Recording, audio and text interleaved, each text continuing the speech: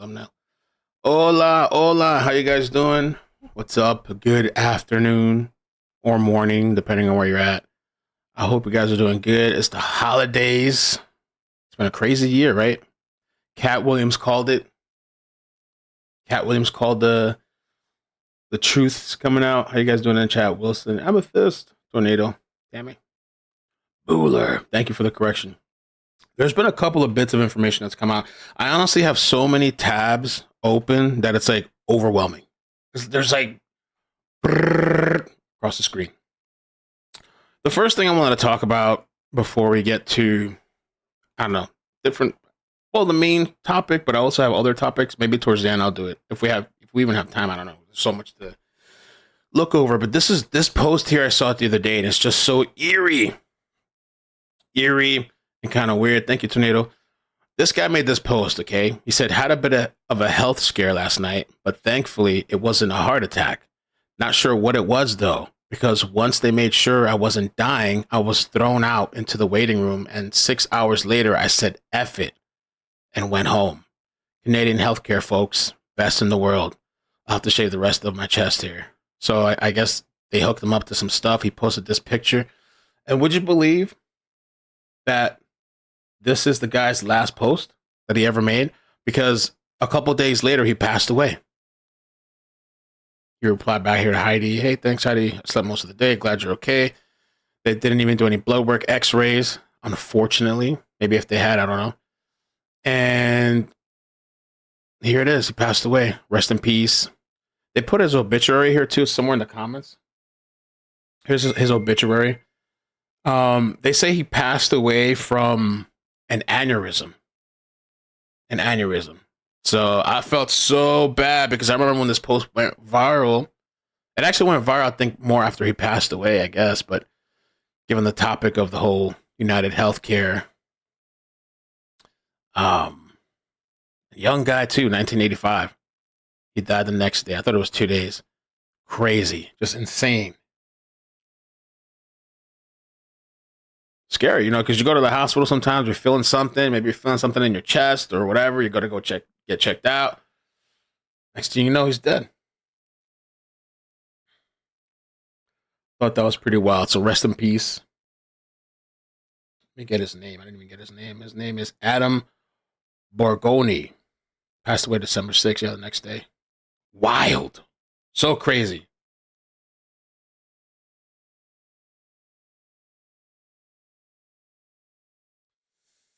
All right. So let's get started, man. If you guys could hit the like button, I'd appreciate that.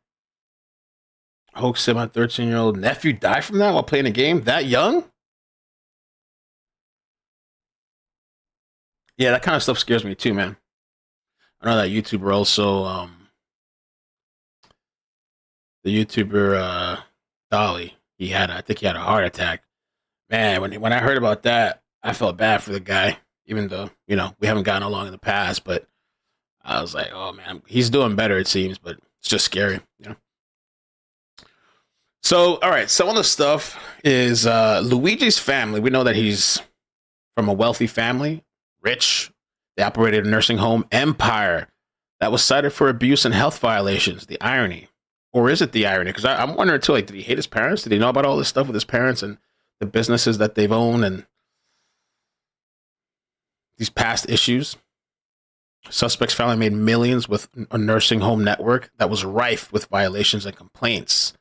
And they did have to pay like $55,000, which is like a bucket, like a penny in a bucket or something, like a needle in a haystack, like nothing for these people. 55? That's it? The for-profit Lorraine Health Service Network, funded by Mangione, affluent grandparents, touts its 9 Maryland homes, places with promise of top-class services, amenities, and that include restaurant-style dining, movie theaters, and even beauty spas. But at least 2 homes have been hit with low ratings by Medicare.gov. Inspections of quality of life issues, and one slammed with a warning label over reports of abuse. The Lorraine Nursing and Rehab Center in Bel Air was accused of mistreating its patients in several incidents that occurred inside the home, according to and April 2024 inspection by HSS. The report found that on August 24, 2023, a geriatric nursing assistant flung a call bell at a resident, who needed help using the bathroom, warning the patient not to press the button again. Yeah, some of these people in these places, man, some of these nursing homes or whatever, they get so mistreated like crap, and these kids probably have no idea that their parents are getting treated like that. That same day, the GNA was also accused of being too rough with assisting a resident who needed to be turned over in bed, with the staff leader medicating the patient with Tylenol for pain.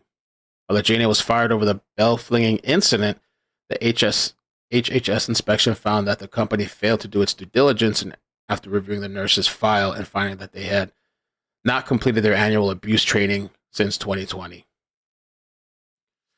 The report also cited several claims from residents that the nursing staff failed to respond to their calls for assistance in a timely manner, with some waiting up to an hour to get help.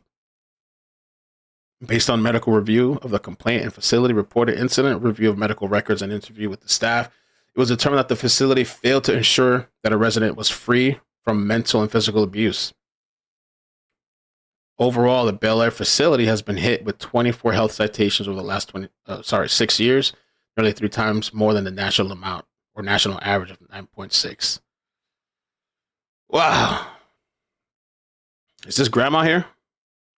Lorraine Health Services was founded by the late Mary C. Mangione and her late husband, self-made millionaire Nick Sr. Lorraine's Columbia facility, meanwhile, had to pay $24,000 fine in July following an HHS inspection that found a plethora of health and safety violations in the nursing home. The July report recorded a slew of incidents throughout the year in which staff regularly mismanaged patients' healthcare needs and failed to communicate with each other, the residents or families of the residents. They're not even telling you. They're beating your parents or whatever. They're mistreating them, torturing them, abusing them, throwing the call bell and shit. They're not even telling you.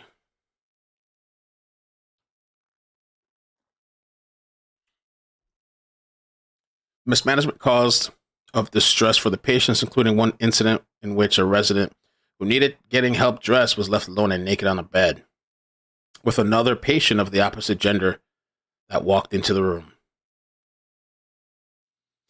And this is the $55,000 that we talked about. There was a federal government fine, I guess.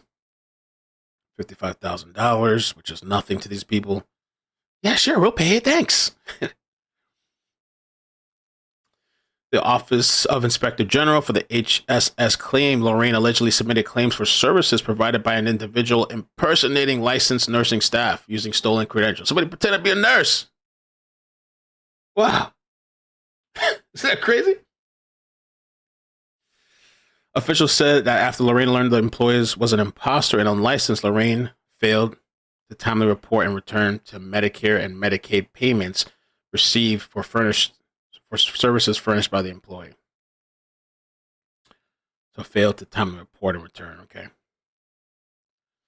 The spokesman for the company told the Post that the status of abuse cited for the Bel Air location was being disputed, and fines paid by Lorraine over the violations are but a tiny fraction of millions paid by similar facilities across the state.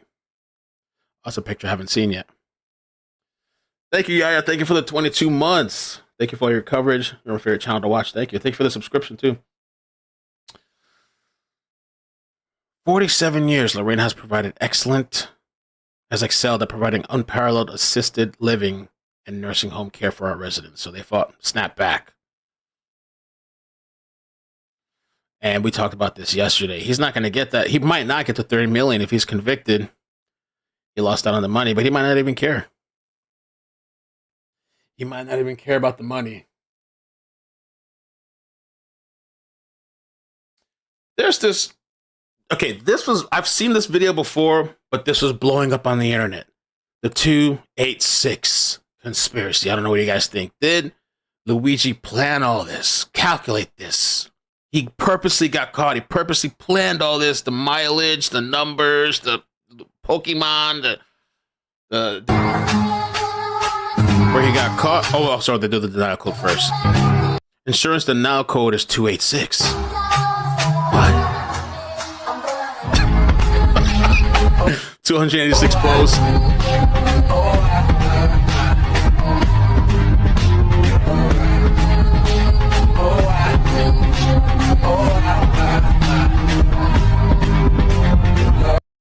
So from the Hilton Motel, Midtown Manhattan, to where the healthcare exec was caught was about 286 miles. 286. Maybe it's all planned.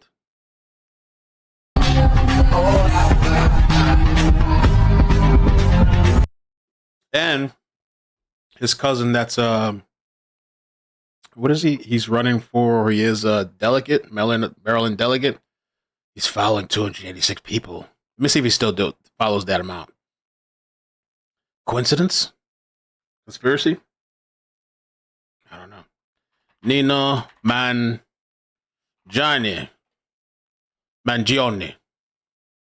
Let's see, people. Let's see if he's still following 286. Or maybe he wanted to throw off the conspiracy people. Nino.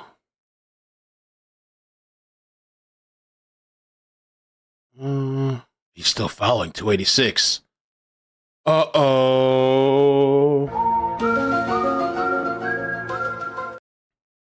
286. I don't know, man. I don't know. But I mean, that thing was getting millions yesterday on Twitter. Millions.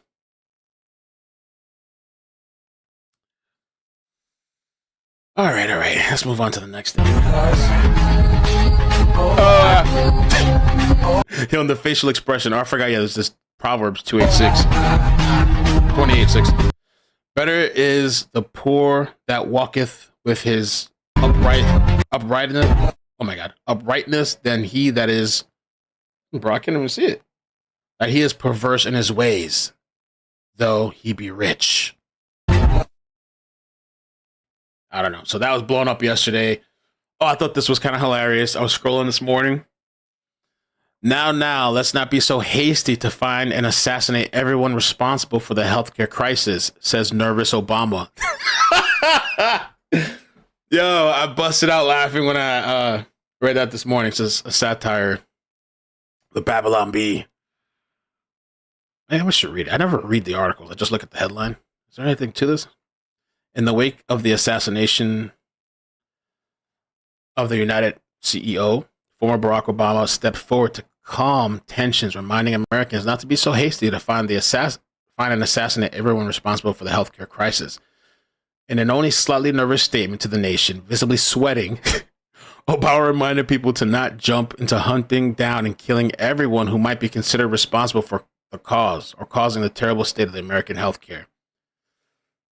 Now, let's not get carried away here, said Obama, tapping the floor faster and faster as his eyebrow inadvertently twitched.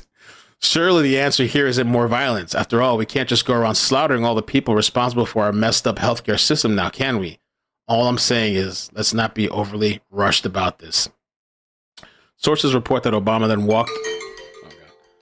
walked somewhat quickly back to his armored security detail, casting quick glances to his left and to his right as he went. At the time of publishing, Fauci had also gone on record to remind Americans that there's no need to go and find and kill all the people who may have adversely affected public health care in the U.S. Bruh.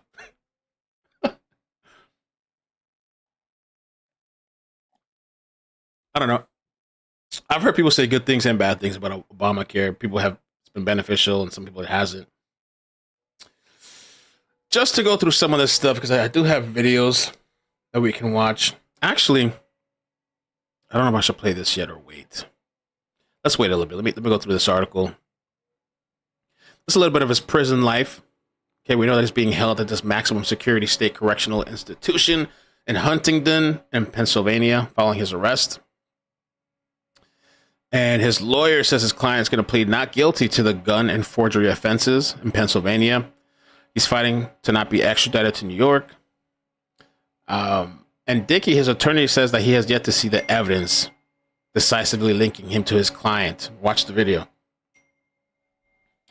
me share this out on Twitter real quick. The world of Twitter.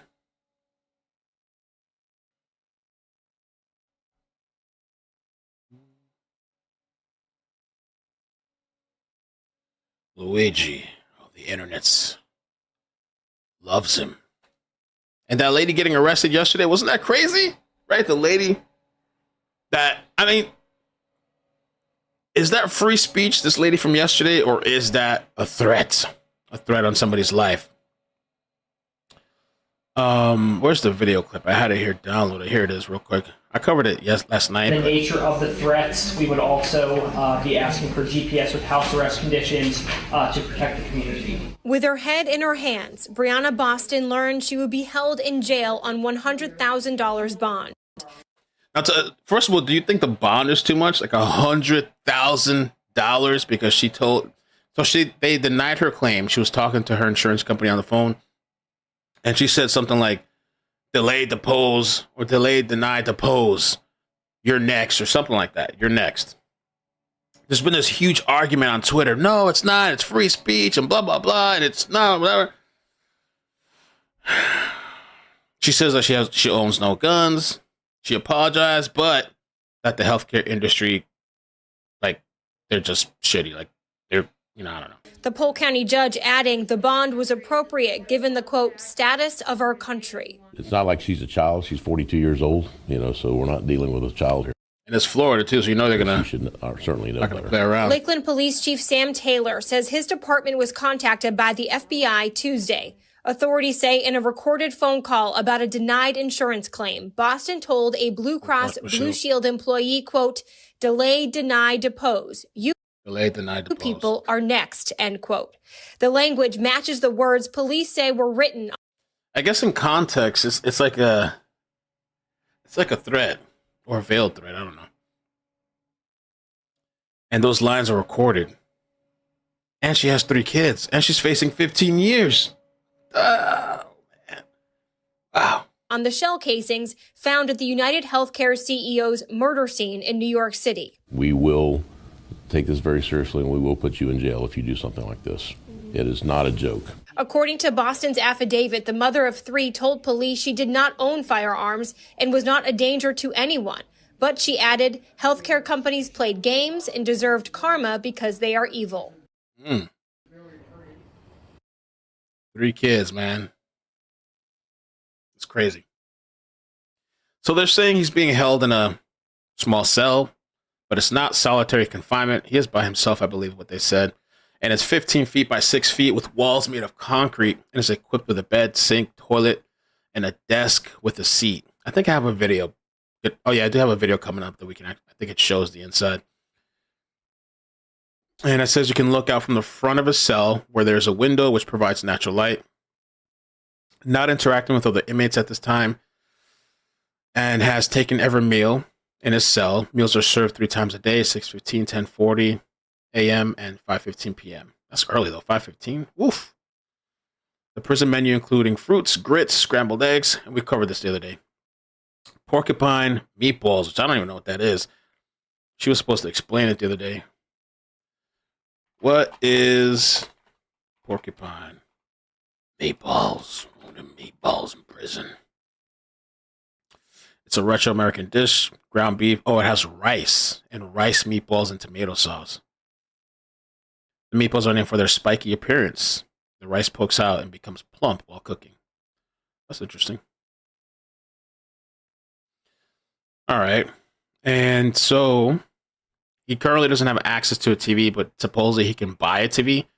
He's going to be able to buy one before he transfers out. I don't know.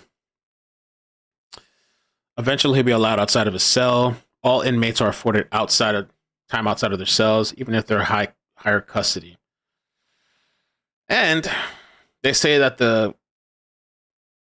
Mangione was found with a ghost gun matching shell casings at the scene of the shooting. They also said his fingerprints were on the water bottle, even though at the time when the water bottle was found, they said it was smudged.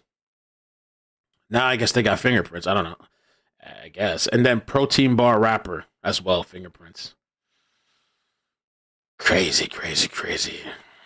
And I mentioned this yesterday in the short video, but in case you missed it, they're saying he doesn't have insurance. He's never been insured with UnitedHealthcare.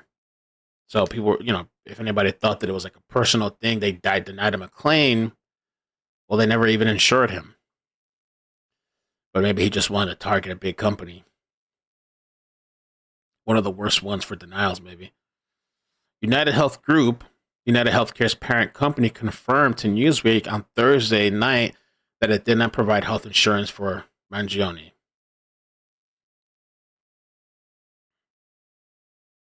We have no indication that he was ever a client of UnitedHealthcare, but he does make a mention that it's the 5th largest corporation in America. And honestly, I thought his manifesto was kind of weak too. I have the link saved somewhere, but it was a little unimpressive for the big cause and killing somebody. You know, I thought it would have been like more in depth of a manifesto.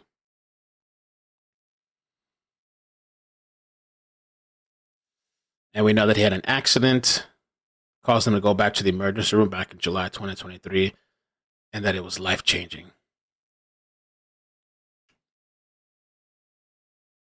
Brianna, this is the lady that got arrested. Brianna Boston, now, is she going to be able to get out? Hey, Forsake, how you doing? Will she be able to, that $100,000, I mean, what does she have to pay, 10%, 15%? Depends on what they gave her.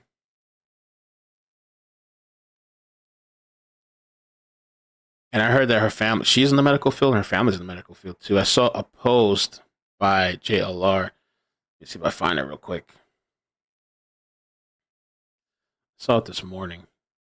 He said that Brianna's a radiologist technician who owns a $450,000 home with her husband in Lakeland, Florida. Her in-laws operate a radiology center and own multiple properties. So her family profits off a healthcare industry. Yet I see idiots simp for her blindly thinking she's somehow a victim. There's a lot of strong feelings online about this whole thing with this guy and this lady. There's a lot of people sticking up for her. There's a lot of people who are saying it's free speech. I mean, I had a lot of comments. I was checking my comments this morning. I got a lot from last night's video. And what I'll say is there's a lot of people in support of it. There's people too that are like, this was stupid and that's a threat. But some people are saying she's not a copycat. She quoted a news broadcast. She owns no guns. Rapists have less bail. That's kind of true. Which one of us will be jailed next for speaking? Read some of the other comments. That was from Poetry Jones. This is a waste of police resources. Free speech. Should have thought about her kids first. Ruin their at Christmas. Man, that's crazy to think that she's probably just going to be locked up for Christmas. That's crazy, those 3 kids, you know, like, oh, man. I don't know how old they are, you know, but this is BS. The media are just protecting the 1% because they know they've been called out of their comfort zone, Christy says. A lot of, and I have an article, too, a defense attorney. It's somewhere in the clutter of all the tabs. But I have there was one defense attorney that he said he feels it was an overcharge. He feels like, you know, kind of a lot, but I do think they're trying to make an example out of her.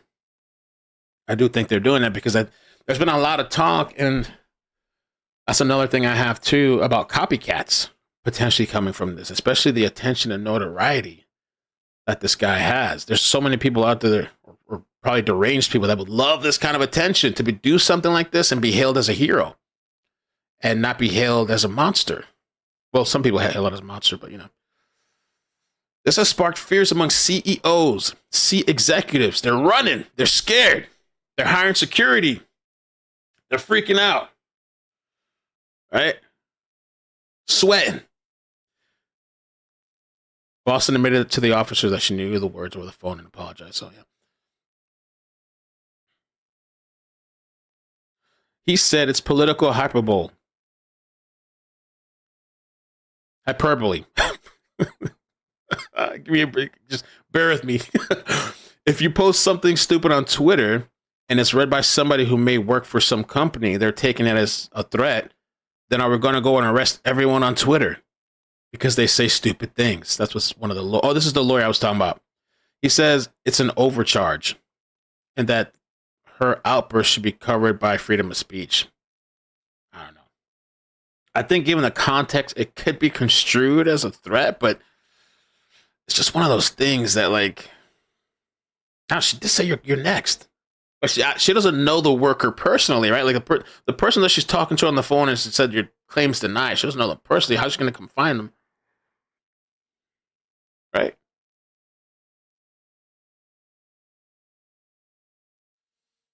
Crazy. This is the video I want to play. Oh, first of all, this one here. First, so 5 things, really.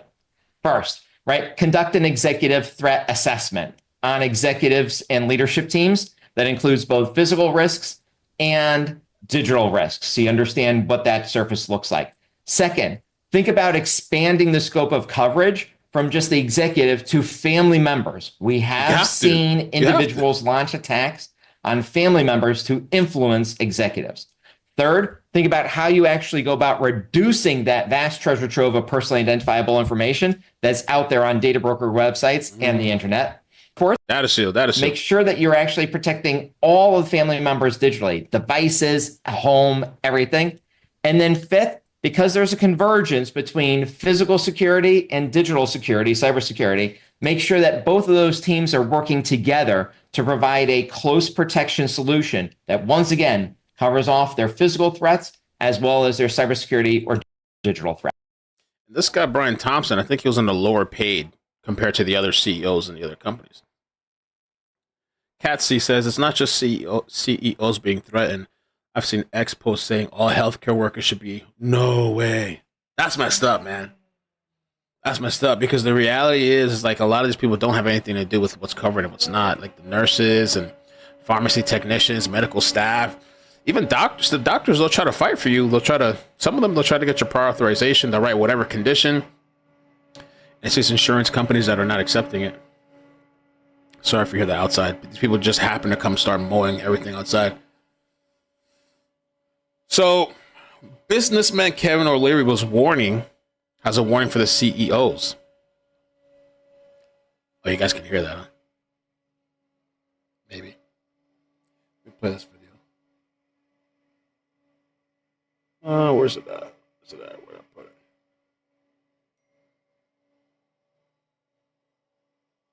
Yeah, Kevin. Kevin! I'll have to search it up again. Here it is. This is the one I want to show. Brian Todd is joining us right now. Brian, all of this is deeply troubling for corporations worried about the security of their top executives. Right, Wolf, and the security posture for top corporations has changed dramatically since the shooting. And that's happening at the same time that support for the suspect has grown so much that it's translated into marketing opportunities. A banner hangs on a Baltimore overpass reading "Deny, Defend, Depose." Oh, yeah. Those words, which police found on shell casings near where UnitedHealthcare CEO Brian Thompson was gunned down, are now appearing on merchandise for sale online. The phrase could be linked to a 2010 book critical of the healthcare industry titled "Delay, Deny, Defend," which has risen to number 2 on Amazon's nonfiction bestsellers list. It's just shocking to me that we have seen this level of public outpouring of support for what is essentially a cold-blooded public execution. Amazon has been trying to pull that merchandise from its website. Chat saying his lawyer just filed for immediate bond. I thought he wasn't given bond. I'm gonna look it up. Let's check it out. For violating company rules, a source tells CNN. But items with that phrase remain on sale on eBay, which tells CNN the phrase itself doesn't violate the company's rules, but items that glorify or incite violence do. Tonight, this is all part of a growing backlash against corporate America, and specifically the healthcare industry, in the wake of the shooting. For many, many years, people have become increasingly frustrated with private insurance. Too many denials of requests for care for themselves or their loved ones. But it's not just healthcare providers feeling the heat. Following the capture of suspect Luigi Mangione at a McDonald's in Altoona, Pennsylvania, and the reporting that an employee there had called police, the restaurant's pages on Google and Yelp have been flooded with negative reviews. Mangione's fans on social media have exploded. Our hero, our vigilante. He is a natural magnet to attract deep complaints about a broken private healthcare system. And Mangione's attorney says people have even come forward to offer help paying his legal bills. Obviously, my client appreciates the support that he has, but I don't know. I'd have to look in, but it just doesn't sit right with me, really. Outside the New York Stock Exchange, posters were put up praising Thompson's murder. I forgot about that too. They were, and we talked about this a couple of times, but they were naming different CEOs and stuff. and could install security fencing around its headquarters. They are the face of the organization. UnitedHealthcare now has security fencing. Wow. Oh, snap. So they put up fences now. It's serious. Serious. AYJ, I don't know. Maybe I should. Everybody's been talking about the drones. I mean, what do you guys think? Is it really, what do you think? Is it another country or something? Or is it just people flying drones? Or is it some type of technology and stuff? I know they had a Congress thing, or I don't know if it's a House thing yesterday about the drones, but I don't know. They said it's nothing. What? I'll have to check it out. I'm gonna have to look into the drones. There's a lot of fake videos too that I heard are flying up around its headquarters. CNN is reporting that many corporations are now scrambling to protect their senior executives as police warn them of elevated threats. I think that there are people out there who hope that this will scare companies into submission. I just think that's foolish. It will certainly scare them into hiring more security. One prominent corporate security firm told CNN that within the first 36 hours of the shooting of Brian Thompson, they received 70 requests from companies for added security for executives. A top official of that security firm telling us it is a huge wake-up call, that the mood changed dramatically in a very short period of time. Very worrisome indeed, Brian Todd. Thanks for that report. Let's discuss what's going on with Kevin O'Leary. He's an investor on the television show Shark Tank and the chairman of O'Leary Ventures. Kevin, thanks so much for joining us. You said this outrage towards health insurance companies should be a major wake-up call for them. But if their incentives are to grow their profits, sometimes at the expense of people's health, do you trust them to meaningfully reform? I think they have to. I mean, this is quite a backlash. This is the power of social media. Corporations saw this first in the Anheuser-Busch Bud Light case, where they lost $6 billion worth of market cap in 6 weeks. They'd never seen that before. This is occurring because people are frustrated with the appeal process in all health insurance. And so what the executives have to do at United Health, and frankly the whole industry, is appeal to reality and say, look, it's on us now. We understand you're unhappy. I mean, this murder, this assassination is horrific. There's nothing good to be said about that, and there's lots of problems with it. But at the end of the day, what it's leading to is the frustration of the users of healthcare, and everybody's affected by healthcare. They should be coming out now saying, look, we get it. We have families too. We're people. We have children. We care about what you think about, and we're going to automate this process and make it better, or do whatever they have to. That when you appeal a case, it's not a delay situation. And if you have a valid claim, you get paid out. That's what insurance is supposed to do. But putting a fence around headquarters, hiring more security guards, that's all bad imagery, Wolf. It's all bad, and it's not the right answer. As you probably know, a Kaiser Family Foundation survey found that about 1 in 5 insured adults dealt with health care claims being denied last year. People are sharing stories online of their claims being denied for surgeries, cancer treatments, and major health issues. What do you say to them? Well, there's probably valid reasons to deny, but if it's set up so that you just can't appeal it in a way that is cost effective because you can't afford to hire a lawyer, particularly in an expensive surgery, it doesn't matter. At this point, social media is now the jury, and it doesn't like what it sees. So if you're an executive, you know, in interim management at UnitedHealthcare or any other health company, you got to read the room, Wolf. You got to read the room and realize right now that the public is turning against you. They are your customers, and they don't like it. Now, this poor man lost his life, horrific.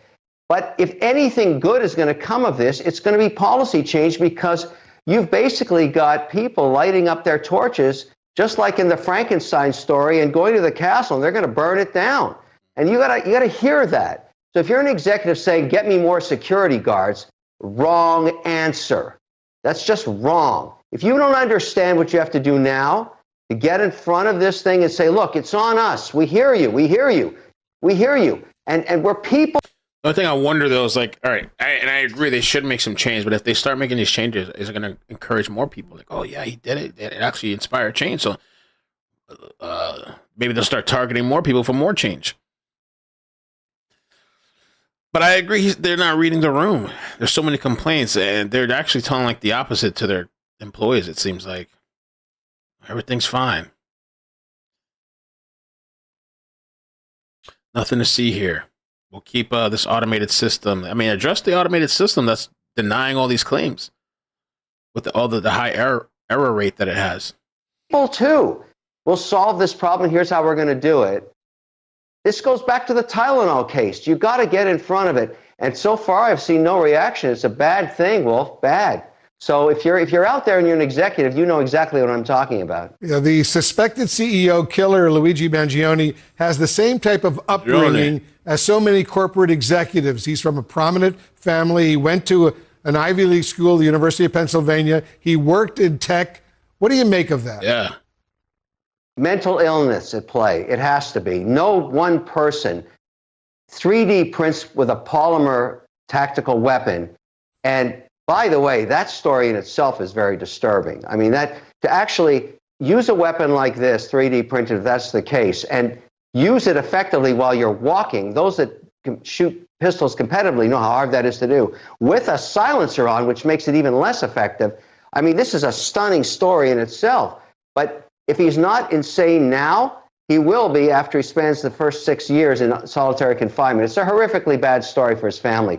This poor man, and I think law enforcement has found their perp, as they like to say, is in for a horrific ride. It's just, this populism around him is not right, first of all, but it's what we pay. You know, this concept of lunatic fringe. If you want to have freedom of speech on social media, you got to deal with this kind of stuff, which is 2.5–3% of people doing this, but it's wrong. But for this poor man, there's no question in my mind, there's a mental illness here. He was estranged from his family for months, and then he does this. This makes no sense, but I don't know what to say. You know, I feel compassion for his family, but I don't endorse what he did. This is just wrong. He will pay a horrific price in his life for this, and that's just the way it is. Kevin O'Leary. Wow. Everybody's running, buying more security. I see this poster too. Ex-insurance executive who walked away from 6-figure salary discusses the killing. Want to check it out? I found so much stuff that we could kind of hang out and chill. But I am seeing what you guys are talking about too with all this drone stuff. Man, I scroll and I see 3 articles already. Another drone. What's going on, man? Are they taking over? Is it China? Is it us? Is it our own government? Is it just people flying their drones together?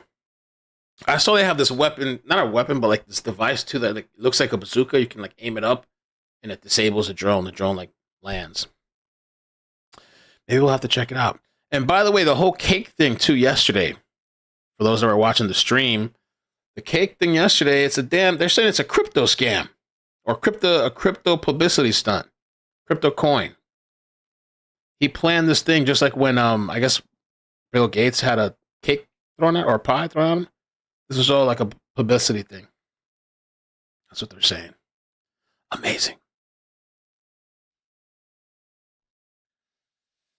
Diddy, man. Diddy, 3 men came forward. That Diddy stuff is crazy, too. I don't know how many more lawsuits he's going to have.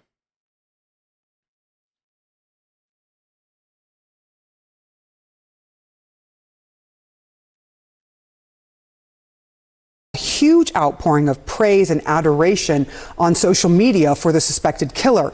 The killing has unleashed a flood of stories filled with frustration and anger about insurance companies and denied medical complaints.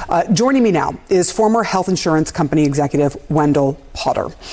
First of all, when you look at what's happened online, were you in any way surprised at the amount of frankly, hero worship towards the man accused in this killing? I was, because nothing like this has ever happened.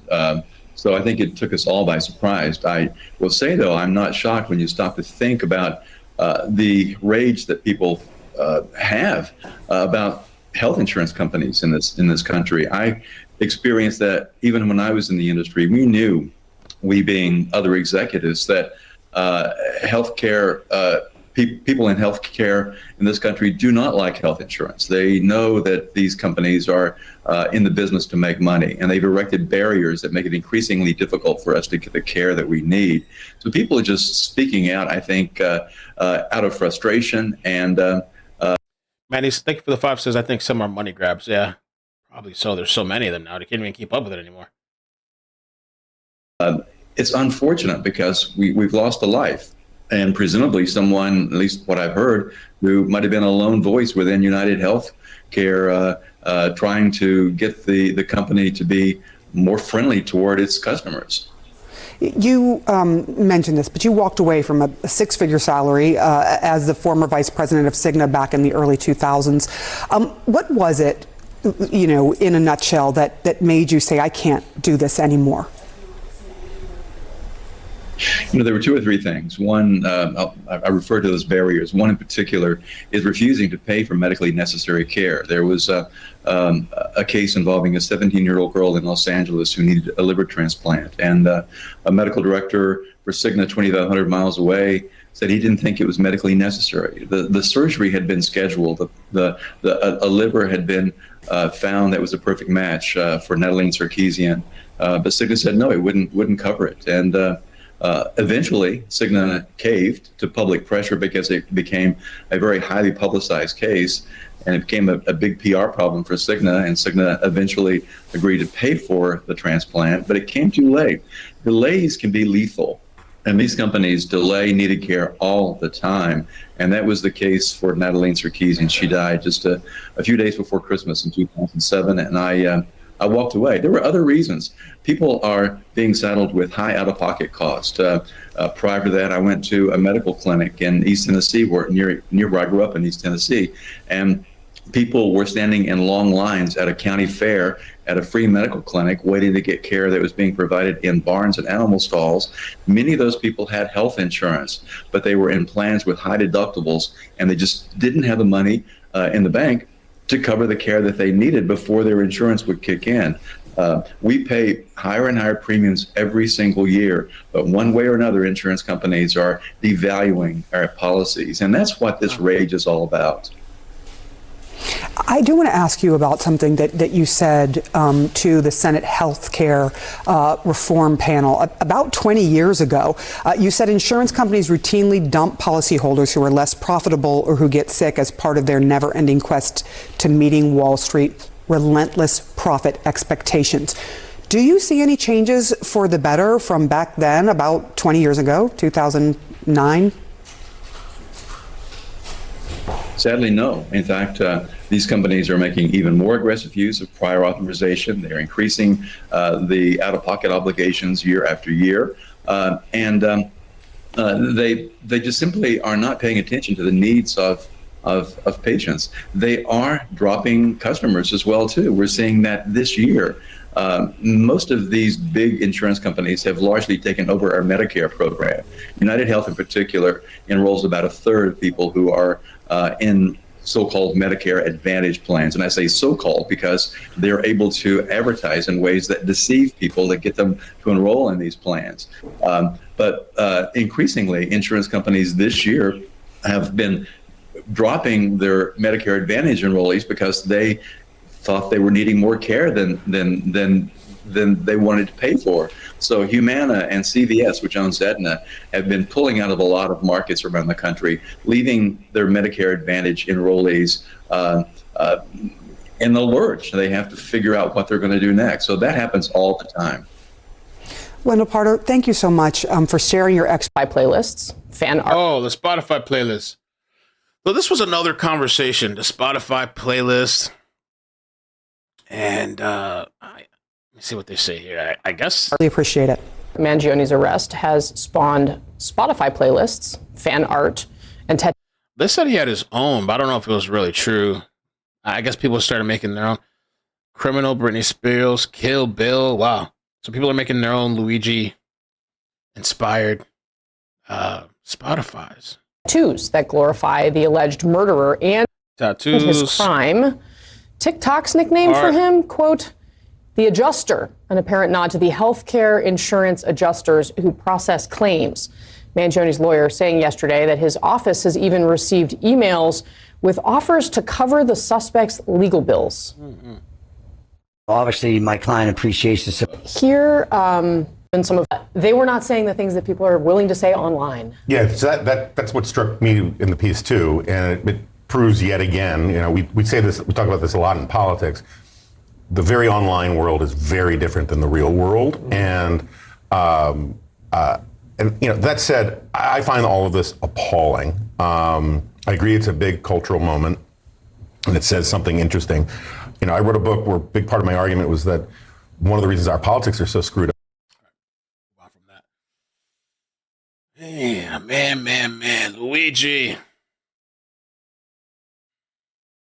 Does Luigi have television in his single cell? So I think we saw this.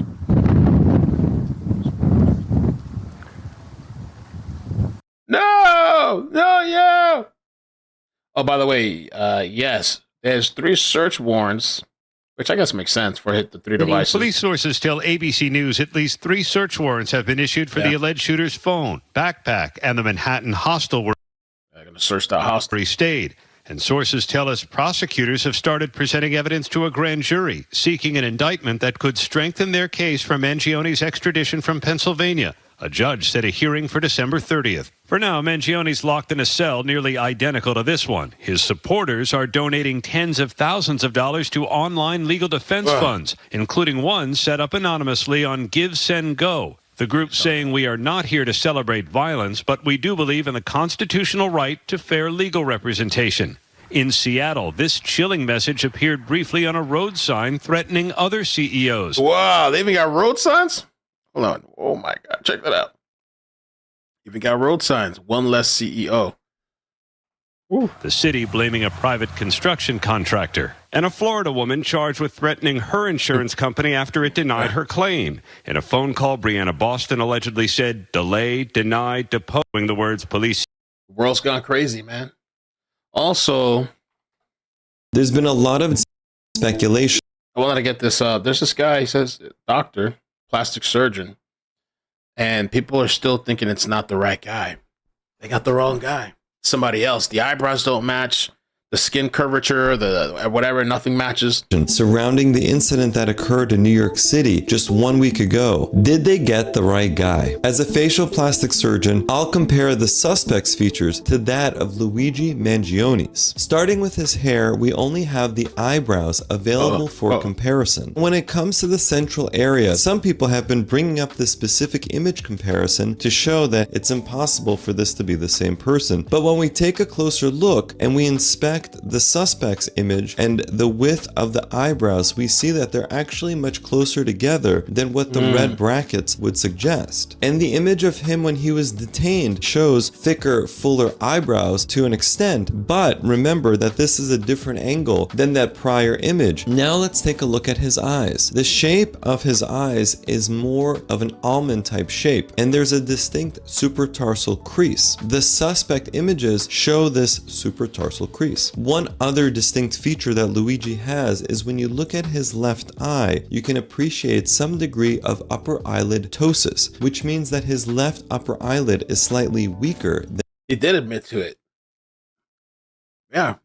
He had the note and the gun and everything else on the one on his right. That causes the eye to appear slightly more closed fingerprints match, than the bullet right casings. side. And while it is somewhat difficult to ascertain that exactly while looking at images of the suspect, when we look closely, we do see that there's slightly more hooding on the left side compared to the right. Now, when it comes to Luigi's nose, he has a fairly narrow bridge and he has a bulbous tip. And his nose is slightly upturned, or we call it more rotated in technical language. Now, looking at images of the suspect, we also see a more narrow bridge, a more bulbous tip, and a slight increased rotation to the nose as well. Now, when analyzing Luigi's lips, I'm noticing that his bottom lip is fuller than his top lip, and he has full upper tooth show when he smiles, and he has a moderate filtral length when he's at. All right, you get it. So you get it, right? I never questioned that it was the authenticity, but you know, there's people that think it's not him. There's people that think it's a body double and all this stuff. Now to the murder of UnitedHealthcare CEO Brian. FBI tipped up by police due to Luigi missing case. This is one of the topics I was going to bring up. Is it over here at the beginning? Somewhere here. This one? It was one of them. I have so many. They're saying it was San Francisco police, I think a couple of days before, had recognized him. But FBI is not commenting on it. Oh, this story is crazy too. We'll talk about that at the end. For that brazen early morning shooting. She apparently had not been able to reach her son, and she called police. As it turns out that a San Francisco police officer tipped off the FBI 4 days before the 26-year-old's arrest in Pennsylvania after seeing the pictures released by the NYPD. Now, this all comes as the CEO of UnitedHealth Group, the parent company of UnitedHealthcare, writes an op-ed saying their healthcare system is flawed and needs to be fixed. So let's get out to News Nation's Laura. And by the way, with that article, right? So it's like, oh my God, they're coming out and they're taking ownership. Well, let me just type in the title. They had a lot of comments. Their readers were complaining. And they turned off the comments. They didn't want nobody to speak or comment on the article, apparently. The healthcare system is flawed.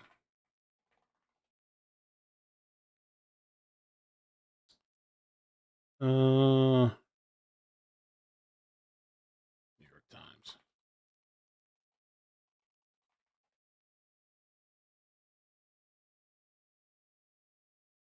Oh no, I can't find the article. I saw it floating around, but they ended up turning off the comments because they got so much backlash. Their healthcare system is flawed and needs to be fixed. So let's get out to News Nation's Laura Ingle following all of these developments live in New York. Laura, what more do we know about this tip from San Francisco?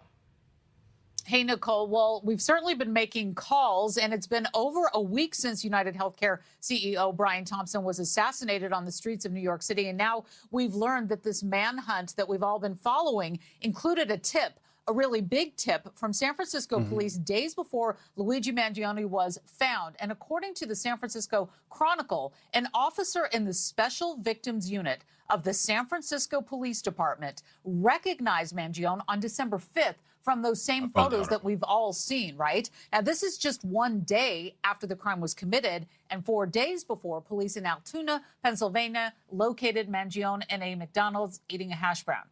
News Nation has reached out to the San Francisco Police Department for comment on these reports. Right now, it's unclear where exactly Mangione was on December 5th. The timeline of his whereabouts between allegedly riding that e-bike through Central Park, getting on a bus near the George Washington Bridge, then stopping at that McDonald's is still unclear. It's something that we're also digging into. Well, there was some new information this morning, too, that one of the video clips that I had mentioned, here it is. New details this morning. Police say they have new information on how the man accused. I think they mentioned a train. I think he might have taken a train. Got out of New York. Investigators believe Luigi Mangione rode a bike through Central Park after allegedly killing Brian Thompson. He then took a cab to a major bus terminal in Upper Manhattan just to go back downtown, possibly taking the subway to New York's Penn Station. From there, investigators question whether Mangione fled to Pennsylvania by train. Authorities also say they found evidence that Mangione knew UnitedHealthcare was hosting its investor conference in New York before the shooting. Right now, Mangione is currently being held in a prison in Pennsylvania. He never know that. Crazy, crazy, crazy. Hey Nick, how you doing? Thanks. Great work, Mel. How do you flee New York with all the cameras? Yeah, I have no idea. That new information is coming forward though, about supposedly maybe he took the train. Still though, leaves a lot of gaps. That make too much sense to me. And authorities had said that Mangione was not on law enforcement's radar prior to his arrest, but this report offers new insight. Also, prior to Mangione's arrest, New York City Mayor Eric Adams insinuated that police were closing in on the suspect. So we're working on this timeline. Right, While prosecutors in Manhattan have also reportedly started presenting evidence to a grand jury in the case. We've reached out to the Manhattan DA's office for confirmation on that, but because grand jury proceedings are secret, they cannot confirm at this hour. Nicole. All right, so the grand jury proceedings are secret. We know, though, customer recognized him and got a cashier to call the. Now he's facing extradition to New York, where he contested his extradition back to New York. In doing so, he's basically delaying the inevitable. Prosecutors will have to provide evidence that Mangione is in fact the person charged with murder in New York. His lawyer, Thomas Dickey, has claimed to News Nation that he hasn't seen sufficient evidence. Yeah, he said he hasn't seen sufficient evidence. Ooh, man.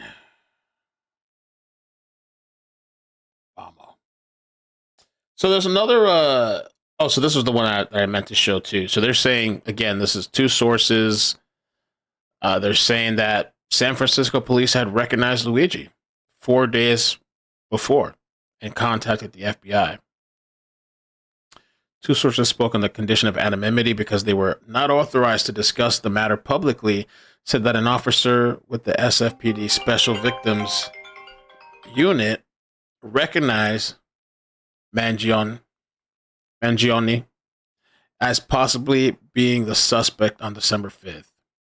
Apparently, after looking at the same surveillance images, which were the only ones released after the shooting that showed his face, Mangione.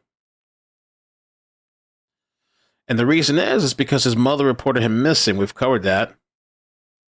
Had been familiar with his face because the 26-year-old man had been reported missing to San Francisco mid-November. I think it was November 19. His mother reported him missing. So they already had that picture and image in their face. And so they had kind of like something clicked in their head. And supposedly they reported it.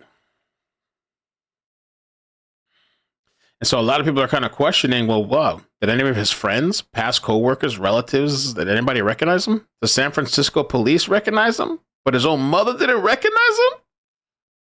Or did she recognize him? I don't know, right? She reported on November 18, I said 19, November 18, that her son was missing and hadn't spoke to him since July. And he got let go from had been working at True Car, but I think he had gotten let go from that job. That location was permanently closed and the main number was disconnected. He last worked at the company in 2023. Right. This was kind of funny, but this always happens. It's so true with these stories. Every time there's a shooting or something big, everybody scrambles to go, was he left or right? Was he left? Whose team gets the blame? You got to claim him because he liked Bernie Sanders' Facebook page or some shit. But this is the most united the country has ever been in recent memory. If anybody else were to get shot in the street like that, ain't nobody going on any kind of manhunt for that killer. That's true. It'd just be, hey, maybe it makes the evening news. People get shot and killed all the time. But when it's a big bad CEO, they're all going, oh, we got to find this guy. We got to find him. We got to use all the resources at our disposal. And you bet your ass that they used every single resource, legal and illegal, to track down our boy Luigi Mangione. Which didn't really net much results. Every time there's a shooting. Yeah, they talk about the prison conditions. We'll take a look at this. Extradition to New York. While that happens, this is the prison where he's being held. It's the State Correctional Institution at Huntington, the oldest operating state prison in Pennsylvania. Mangione's cell looks much like the one you see here, according to a law enforcement. A little small cell. And out the way. They're saying that's what is similar to that. Source.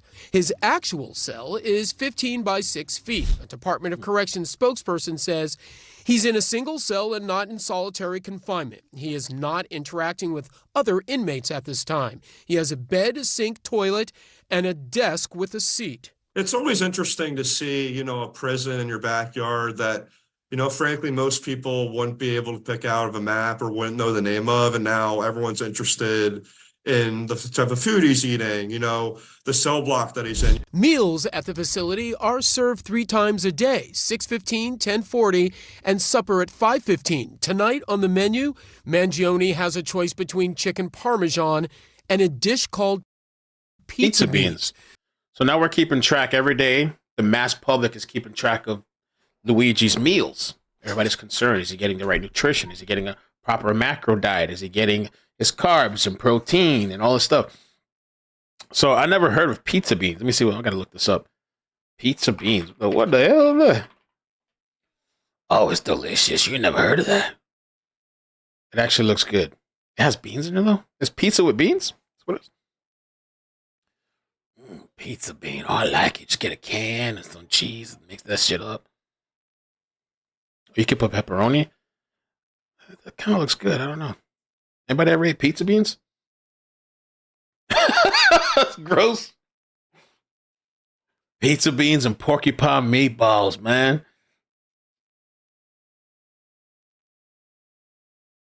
What? The Department of... Wait, hold on. Actually, we can take a look at this menu closer. Chicken parmesan. Look at that. Italian sausage. Santa Fe seasoned fish. Here's the pizza beans right there. Pork barbecue. Some other things are good on here. Mexican rice, coleslaw. Oh, what coleslaw? Taco sauce. You get cake, lemonade. Choice between chicken parmesan and a dish called pizza beans.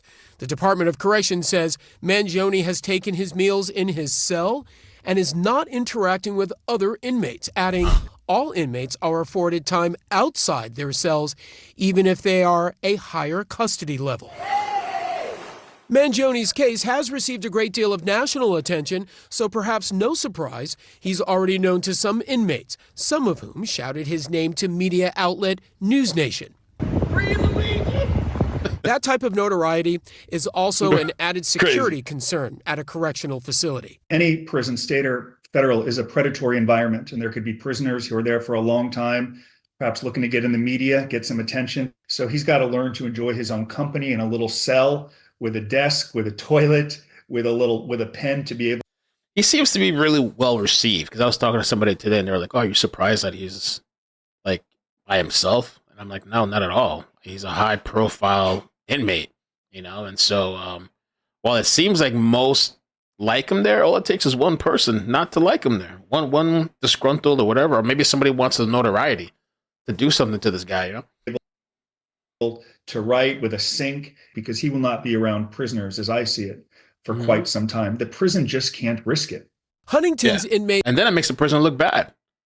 If something were to happen to him, if he gets stabbed or even not even that, if he gets assaulted or SA'd or something, it looks bad on them. And you're supposed to, hopefully you're trying to hold him to New York, gets him and he gets extradited and he doesn't make it to New York.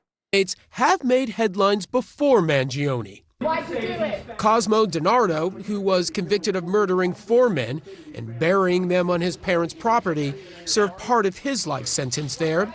Nick Yaris also served time there. Yaris was wrongly convicted and sentenced to death in 1982 on rape and murder charges. His sentence overturned in 2003 due to DNA evidence. He says his time at Huntington are years he will never forget. Because he decided to send me to Huntington Prison, the hardest prison in America at that time. And what was he going to do before that? I don't know, but he made sure I went to the place that they broke you. Mangione's time there could be measured Oh. in weeks as prosecutors push to have him brought back to New York. And Aaron, the Department of Corrections also tells us that Mangione is allowed to have visitors there at the facility, but so far, the only person to visit him has been his attorney, and that was this afternoon. Aaron? That's very interesting, to say the least. All right, thanks very much, Jason. So Tim Clemente is with us now, former FBI counterterror agent, criminologist Casey Jordan and criminal defense attorney Mark O'Mara. So, Mark, let's just start with where Jason finished. That point, he said that there's been one visitor, and it's been his lawyer. Now, we understand that Mangione is allowed visitors, right? So he could have had family, for example, come. That is allowed, but it has not happened. Only his lawyer as the only single person to visit. Does that signal anything to you, Mark? Well, in one sense, yes, that the family is not behind him, but we also have to. Yeah, I'm surprised. Or am I surprised or am I don't know. He was estranged from his family. His family's probably afraid to show up, maybe. I don't know. Maybe they don't want the publicity. I mean, with the money and resources that they have, you would have thought they'd show up and check on him. Right? His family hasn't been there yet, just the attorney. To sort of temper that thought with the idea that when Randy, first in jail. I actually have something about that because I was watching this video. I don't know if it's a little too much, but I watched this guy commentate on, is that even a word? I don't know. Give commentary on Luigi. I don't know why there's some people that think he bats for the other team, even though I don't think that matters. Unless he was driven because of that, like some type of whatever, because of the sex stuff, but I don't think it has anything to do with this. Where's that video I was going to play? Let me see. Give me 1 second. There was this guy talking about it online, and he was kind of snapping. Let me see. Let me find my shorts. Shorts. Oh, man. Got to get the link. Is it good? Chaos, how you doing? Happy holidays. Here's a short. All right, check this out. I don't know if this is too much. Find out, for example, that he was listening to Taylor Swift and Lana Del Rey and Britney Spears on a Spotify after he killed the guy. So he's definitely gay, unironically. Then he pisses his pants in jail, and people say, well, they were probably detaining him for a long time. You can't piss your pants in that situation. You can't allow that to happen. You know, you got to go before, you got to be on top of it. If you're a wanted fugitive, you really got to be on top of the bathroom. These are practical considerations. And I said he's gay, which he is. Lana Del Rey, Taylor Swift, Britney Spears. What's going on, big guy? That was on a Spotify. So I said he's a gay Redditor, and he is literally. Oh, we're going to get to the Reddit. We're going to get to the Reddit stuff, too, because the Reddit stuff is pretty interesting. I don't understand the whole wetting the pants thing. That's just so odd to me. Like, well, somebody had commented the other day and said that, like, oh, you know, some people that have certain types of back pain, that when they have to go, and you can't really hold it. So I don't know if that was a thing, like he couldn't hold it, and the cops wouldn't let him go. I saw somebody else said that they did it on purpose to humiliate him. So the cops wouldn't let him go to the bathroom, and then he pees himself, and then, well, that's the picture we're going to take of you wetting yourself. But it's odd. It is odd. That he is literally a gay Redditor or a bisexual Redditor who follows Yuval Harari on Twitter. He got his back broken from anal sex because he was bi, probably with Lana Del Rey playing. He was rich and a Redditor. This guy's manifesto sucks. I do agree about the manifesto. The manifesto to me was very, I don't know, like lackluster. We'll probably have to take another look at it. Yo, Bumbleclub, that stuff, bro. I saw that stuff. That was so weird, man. I don't know what to think about that. But anyway, if he is gay, I mean, so far I don't see how that plays into the story. The whole back pain seems like that's a part of it, and maybe that he couldn't get intimate. You know, maybe, you know, I don't know. I don't see, like, when I was looking at his Reddit post, I don't see him mentioning anything about that, but maybe that's something you wouldn't put out there like that. And I definitely think there's some type of mental health snap, especially if he was taking shrooms. Not saying that shrooms causes that, but I think when you have latent mental health problems and then you're taking this stuff, maybe you already had something wrong with you. It doesn't make any sense.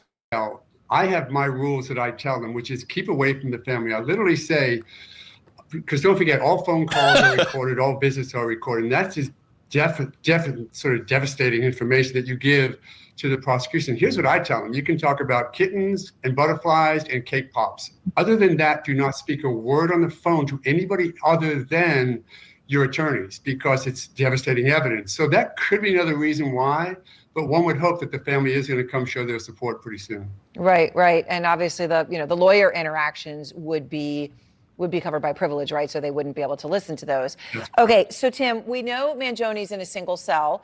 I was describing it 15 by 6, not interacting with other prisoners at this point, would have been able to, but is not doing so. And, you heard those prisoners yelling, "Free Luigi" there, which is sort of an odd juxtaposition with the entire context of that prison. But he's already notorious, Tim, is the point. He's already notorious inside that prison. What does that mean? When they say security threat, what does that mean? Well, it means he's at great risk, Aaron, because the fact that everybody knows who he is, and even those that are supporting him apparently are yelling out his name, but everyone in that prison, I'm sure, knows who he is. And there are going to be some people that want to be more famous than him. And so you got lifers and others doing time there, and he's a big target. I mean, a big target. He's a young guy. He's handsome. He's rich. And so he is not the average person in that prison.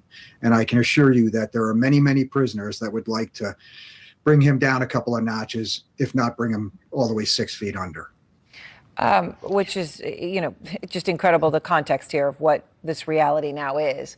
Casey, we haven't seen him since he was in court 2 days ago when he had that outburst and was yelling ostensibly still at the corporate system or the healthcare. It was unclear, but it was that sort of an outburst. But today the NYPD said that Mangione was never a client of UnitedHealthcare. Right. He didn't have any interaction with that company specifically. What does that say to you about the reason he did this or his motive? Luigi Mangione most likely sees himself as a champion of the people, of the underdog. He's like a Cape Crusader, a Batman who is standing in for, all the people of Gotham as the evil healthcare insurer, ruins our lives. And I have no doubt that he has spent a great deal of time not only reading books about this, about the denied, delay, deposed, but they're claiming that this is this guy's Spotify. I guess that's what they were talking about. And so I don't know if that's really his list, because people go and make stuff. They're saying he had a bunch of Taylor Swift, Charlie XCX, Lana Del Rey. I don't know. But really and truly, that's crazy when you think about it. He could do to try to make a difference. And as he rabbit holes, for lack of a better verb, he really does think he has to do this. He talks about the bean counters and the parasites. He thinks he's one with the others. Now, that's interesting when you think about the fact that he has grown up in a life of incredible privilege and affluence. But the idea that he's never been insured by them and probably doesn't even know anyone specifically who has suffered because of, problems with UnitedHealthcare. He just picked them because they are the giant, largest healthcare company in America that he wants to slay on behalf of the weak and the underdog. And these delusions of grandiosity, really do point to some deeper mental health issues that his lawyers are going to want to uncover. And what could those? And it could be to his benefit if they uncover. They probably should examine him. His lawyer, get some type of professionals, because it could come out to his advantage. I mean, I don't know how. It really depends so much on the jury. There was this clip that's kind of, I don't know how I felt about it. I saw it this morning. We'll take a pause from this. CNN got to take it in like pieces. But they've been doing a lot of interviews and stuff. But this guy's a comedian. He runs with Andrew Schultz. I felt kind of, I don't know, man. I felt a little bad for the CEO's family. Just thinking of the kids, or I don't know if they see this, but that UnitedHealthcare CEO, the health insurance CEO, got shot. I get he's doing what he has to do, but but this is how people feel, though. That's the thing. That UnitedHealthcare CEO, the health insurance CEO, got shot. Wasn't that crazy? That was wild. How we all had to pretend that shit was sad. That's crazy. What a crazy thing. You know what I wish? Honestly, I wish he got shot in the belly or something, so he lived just long enough to go to the hospital and get denied health insurance. That's what I really wish. Cocksucker. Cappy, And so there's somebody, if you notice, okay, just so while he's telling the joke and stuff, notice the yellow words pop up on the bottom. So there's somebody in the crowd that's kind of saying like too soon, like they're kind of pushing back a bit on him, you know? Can I be honest? Too soon? It wasn't soon enough. That guy should have been shot months ago, probably. Fucking years ago. Honestly. I hate health insurance, man. I fucking violently hate it. If you don't hate it, you probably never had to pay for it on your own, to be honest with you. I hate health insurance, dog. Shut up, bitch. You give a fuck? I don't. This is where we differ. Hey, you know who agrees with me? Pretty much everybody else. That performative ass shit. I'm sorry, man. I don't, maybe that was in poor taste. I hope Brian, what's his name? Brian Thompson. Brian Thompson. I'll say his name. I hope he's looking up at us right now and he's able to forgive my sins. Fuck that guy, dude. Fuck that guy. Right in his face. Right in his dead fucking face. Right in his rigor mortis fucking face. I couldn't give a... So I've never watched this guy stand up. I've watched Andrew Schulz. Andrew Schulz is pretty funny. I haven't watched this guy, and I know these guys are always like pushing the envelope and stuff. But when I was watching this too, and I was thinking like the CEO Brian Thompson. Well, he really is just like a cog in the machine. You know, like they're just gonna replace him. He's not the one that I'm sure did all this stuff. I mean, he's done that whole thing was shady, selling stock. I mean, they all did it, I guess, with the DOJ investigation or that cybersecurity thing too with Nancy Pelosi. That whole thing is really weird, you know. But I guess so many people are just angry. I have some pending bill too from the last time I took Maddie to the hospital. Some type of pending bill I got to pay these people.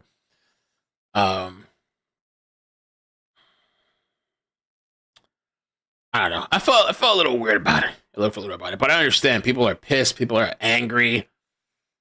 You know. People got screwed over. People lost family. I think I saw Elon Musk. So Vivek commented on this last night. I was scrolling through Twitter, you know, all this stuff pops up. And he had made a comment. I don't know if I can find it right now. Because I think even Elon Musk quote tweeted him about this healthcare stuff.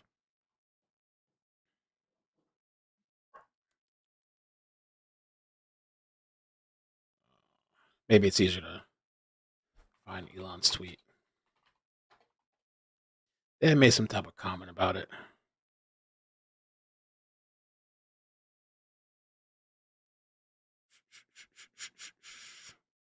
Yeah, this guy tweets a lot too. Jesus Christ.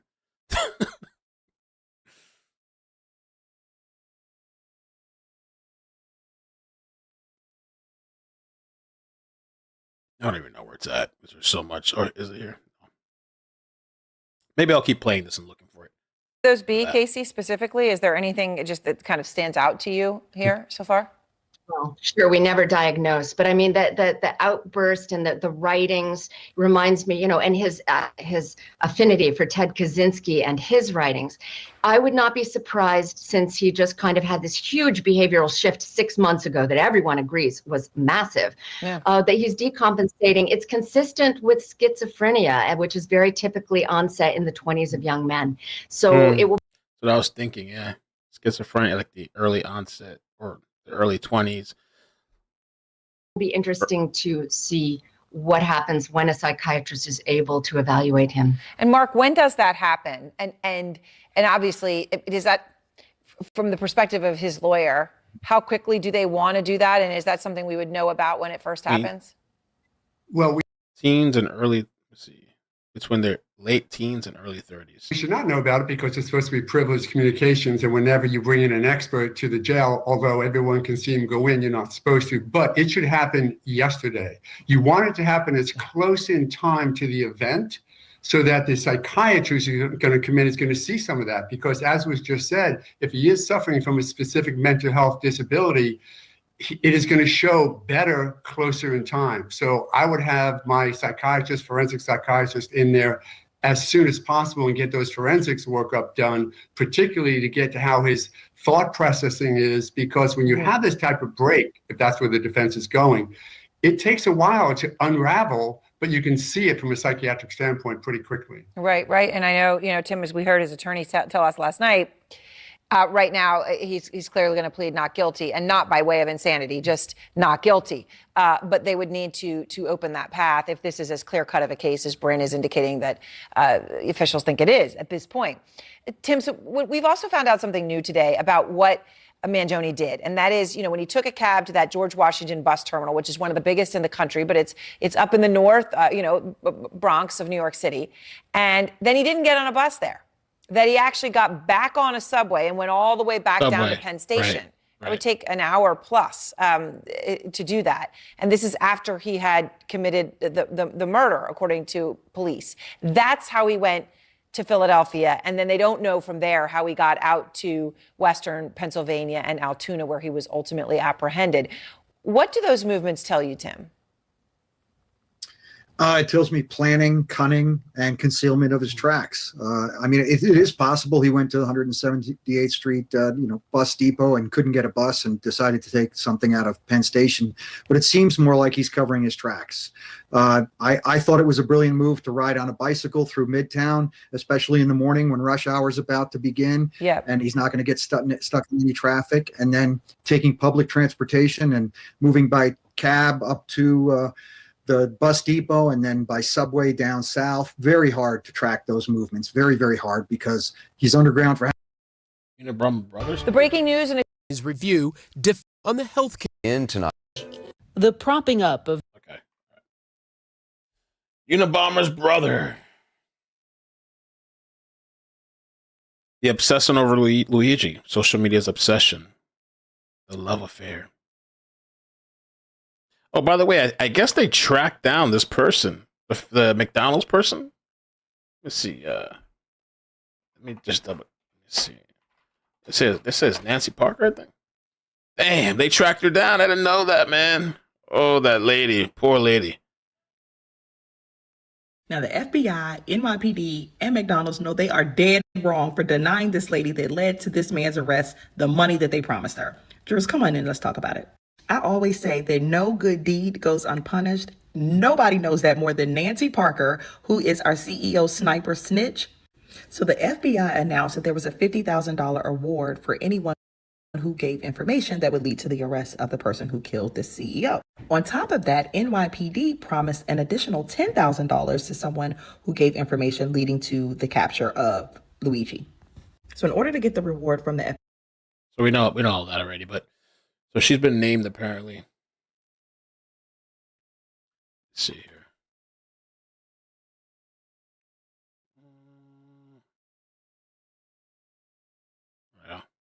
And I don't really think Luigi was evil in what he did. I truly believe the man was justified in his actions.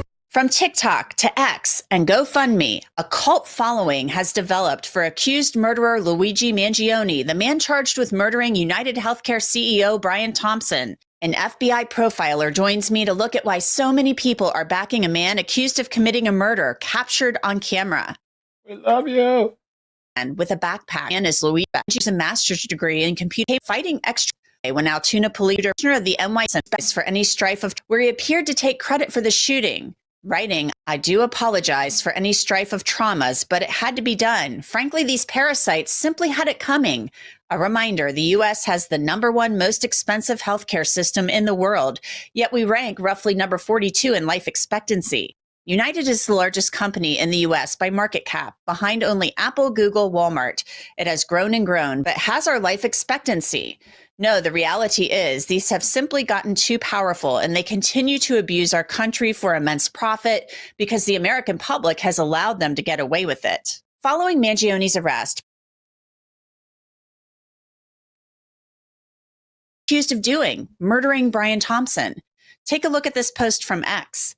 This is Luigi Mangione, the potential shooter of UnitedHealthcare CEO Brian Thompson. While he gets support online, the media hates him. But is he really guilty? Another post reads, just going to leave this here. Hashtag free Luigi. Hashtag free Luigi Mangione. If that Everybody loves him.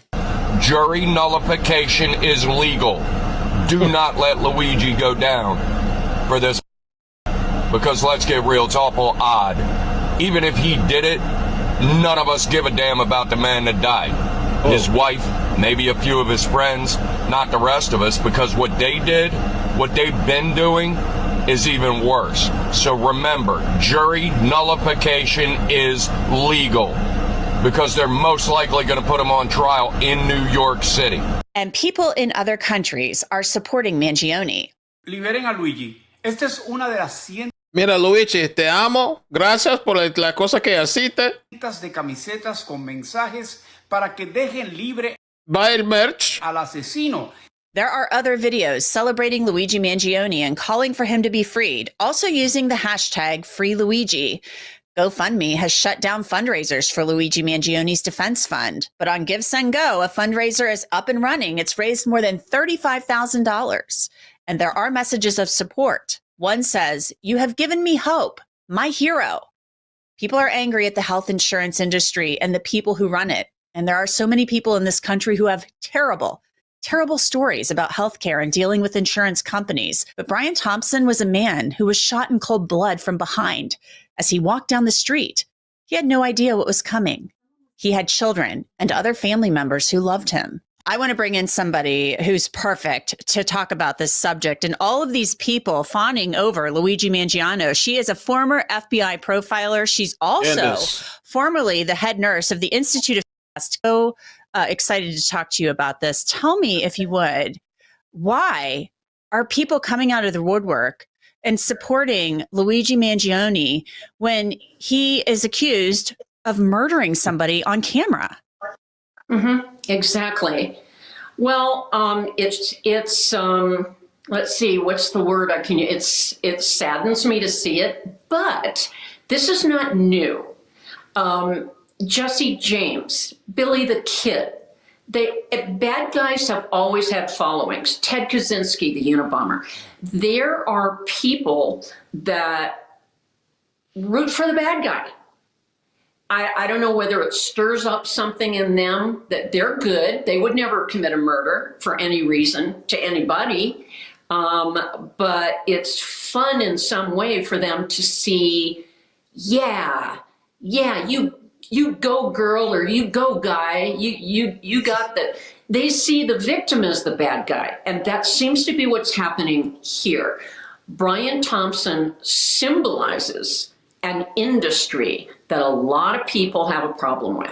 You know, and I understand that. I understand that. I mean, I actually hosted a health show, a radio show for a couple of years, and people have horrible stories. I mean, the healthcare industry, the health insurance industry in this country, it's not great. I mean, there are a lot of problems and people who are suffering, and it's a monster of a topic that you could talk about for days. There are so many issues with it.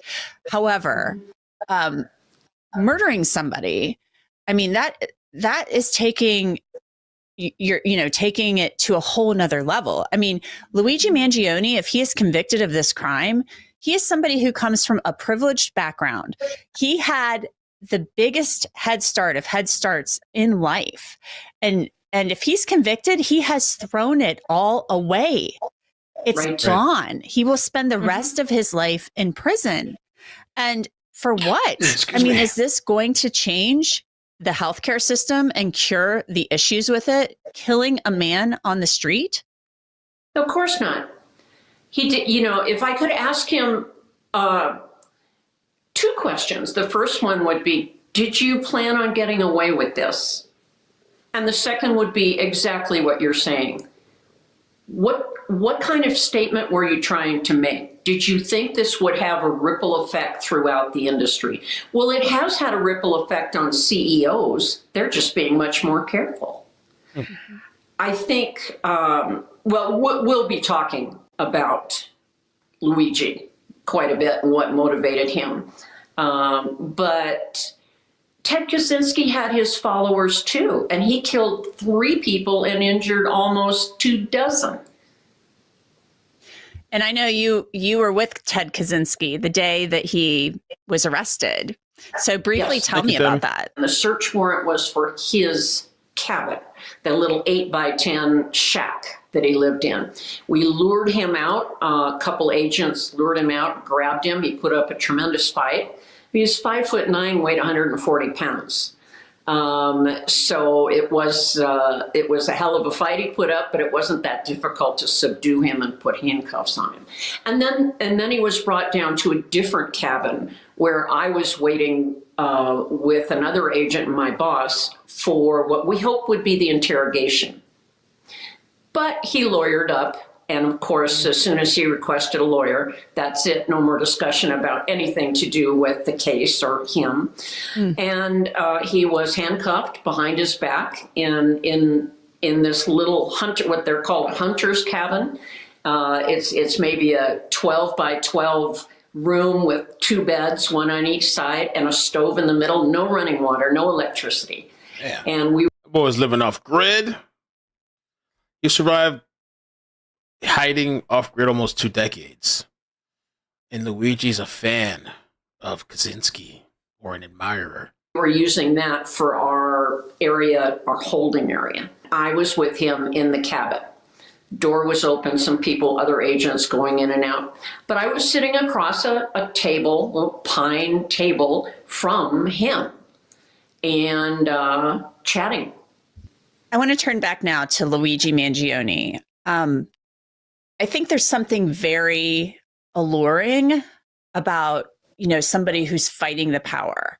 And there's something that really appeals to people about that.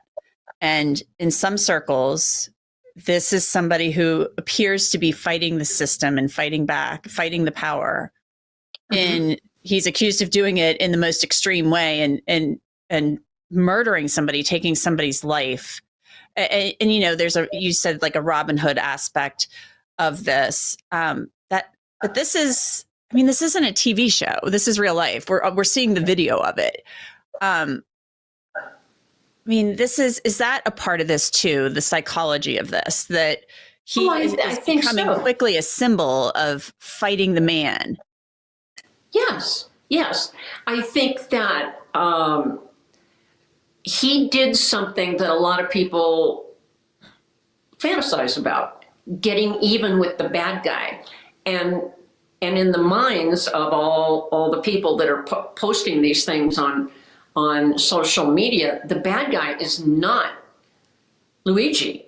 The bad guy is Thompson, who represented in an evil industry, as we see it. Premiums can be so high people can't afford the insurance. The deductibles can be so high you might as well not have insurance. Yeah. And crazy.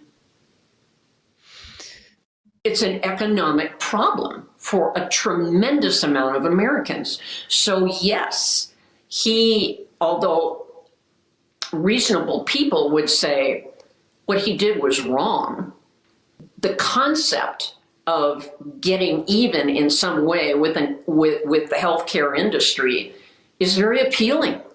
It's like, yeah.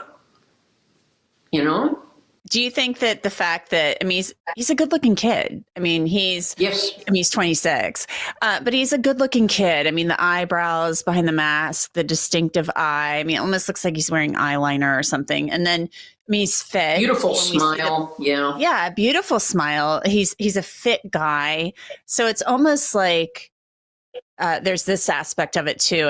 How much of it does him being telegenic play into this? Because you see the memes on social media, the t-shirts. People are selling t-shirts for $25. And there is a defense fund where they are raising money. GoFundMe has actually shut them down. This other website, Give Send Go, has not. It's crazy to me in some aspects. I understand the anger at the health insurance industry.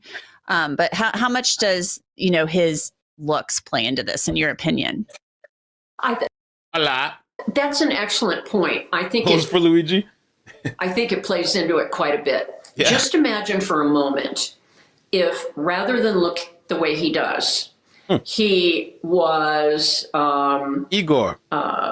400 pounds, disheveled and unkempt, not attractive, and he went up and he shot that person that I just described, this imaginary shooter, shoots Brian Thompson in the back and kills him. Would this be happening? I think not to the degree that it is. He is an attractive young man.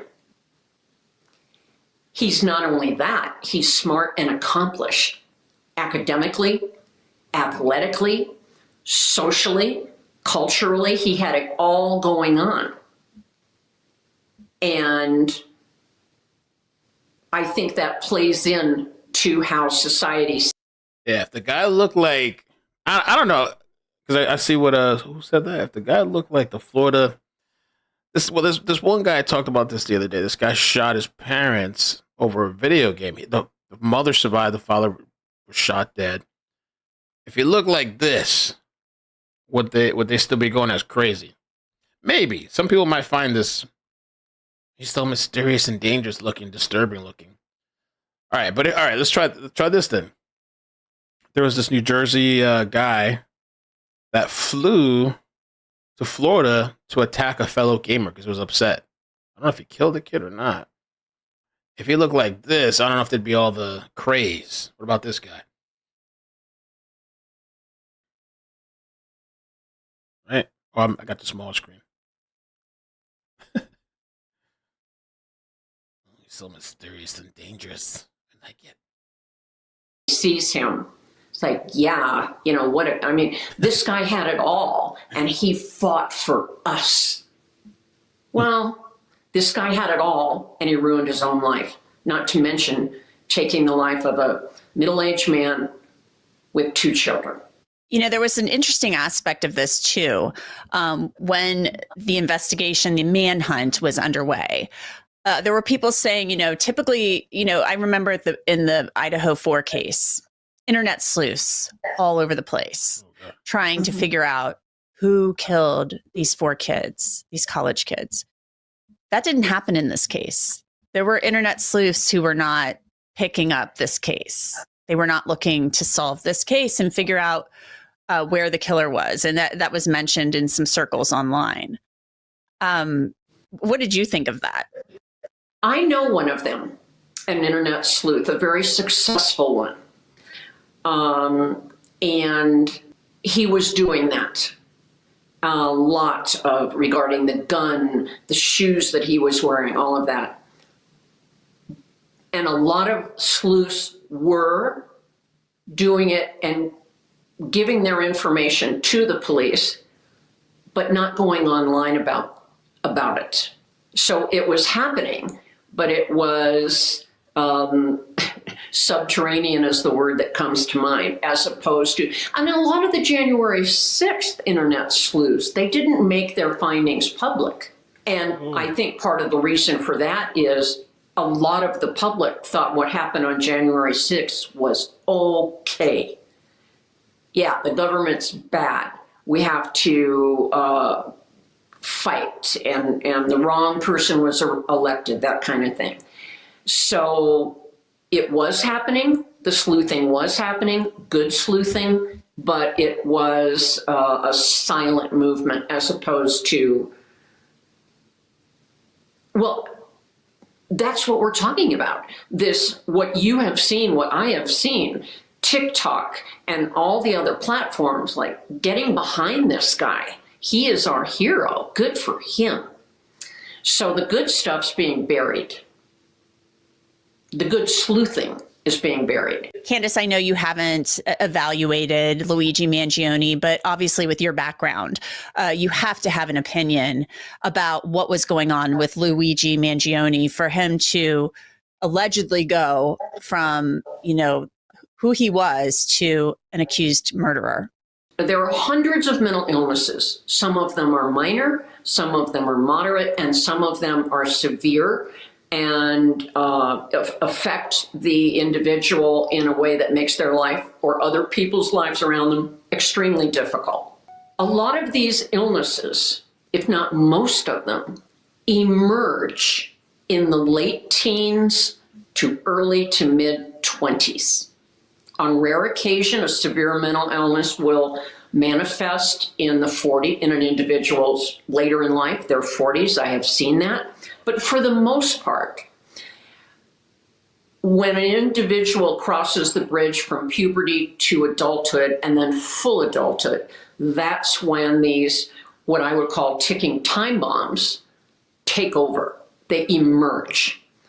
Now, when I look at what we know about Luigi Mangione, superstar kid, valedictorian of an exclusive prep school, I wouldn't be surprised to find out he was on the debate team. Debate teams at prep schools are blood sport. And the students that are attracted to be on the debate team. Real quick, there's some breaking news. They're saying that Nancy Pelosi fractured her hip after she fell. It said she suffered a hip fracture after falling down during an official trip to honor an 80th anniversary of the Battle of the Bulge. Hours before the fall, Pelosi was seen leaning on a congressman. Okay.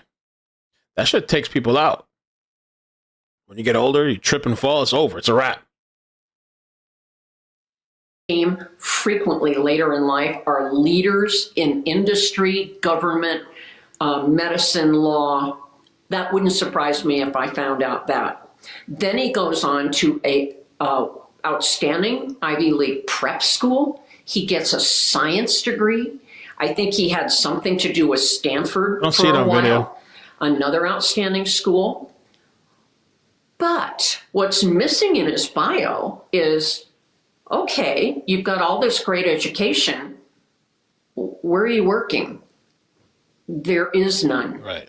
We have no information. Oh, he had a job. Went with General Electric or Silicon Valley tech company. Google hired him. No, we're not hearing that. Why?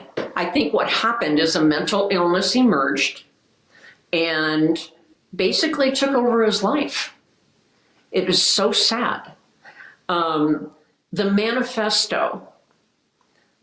I don't pay as much attention to what he says in the manifesto as how he said it. It is disjointed. He goes from one subject to another. People are focusing on, yeah, but he's a good guy because he said a bomb would kill a lot of people, so he wasn't going to use.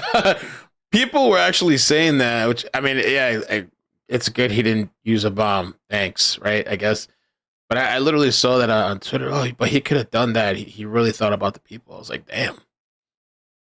Okay, I guess he had consideration. Use a bomb. He didn't want to hurt any innocents.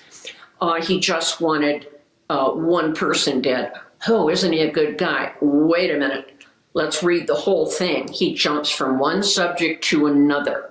He never, I don't recall him making it very clear in a manifesto exactly why he was killing Brian Thompson. And this is a bright guy who did a tremendous amount of planning and trying to hide working up to the murder itself, and then after the murder, the planning to commit the perfect murder, to get away, all that. It fell apart. He dropped his phone in the alley. Oh. Are you kidding me? Why didn't he just drop his wallet with his driver's license saying, hey, I'm Luigi Mangione, and here's how to find me? That, to me, and then the subsequent things that followed, he had the phony ID in his wallet that he used to check into the hostel in Manhattan. He had the weapon. Luigi, what were you thinking? Well, those tremendous mistakes speak to a disorganized mind. That's actually a pretty good analysis, I think. Like I said, the manifestos. It's kind of like, I thought there'd be more for all the planning that he had, and something about his gripe, for killing this guy. I mean, I know he mentioned the insurance company at the top, whatever, and we're at the bottom of life expectancy. But I would have expected something more succinct. Something. Tell us what happened. And I wouldn't, which could be caused by a mental illness. Now, here's an important point. People may be saying, oh, okay, so you're saying he's crazy, so he should not go to prison for killing someone. No, I'm not saying that at all.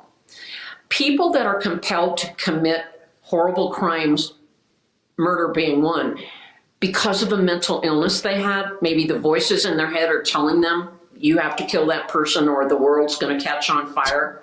So they kill that person, and they truly believe this. They need to be removed from society. Anyone who commits murder does, but not in a prison. If a jury finds them that they committed the murder because of diminished capacity of some kind, or the highest bar, insanity, they go to a mental facility. And some people are in mental facilities because they committed murder. They're in that facility for the rest of their life. They have to be removed from society to keep society safe from them. Bring asylums back. Been saying that for a while. Bring asylums back, man. We'll take a look at this, and then we'll take a look at Reddit. I have the Reddit stuff here somewhere. Oh, here it is. No, that's not it. Reddit. American people owe at least. Reddit stuff at. Where are you? I have to pull it back up then.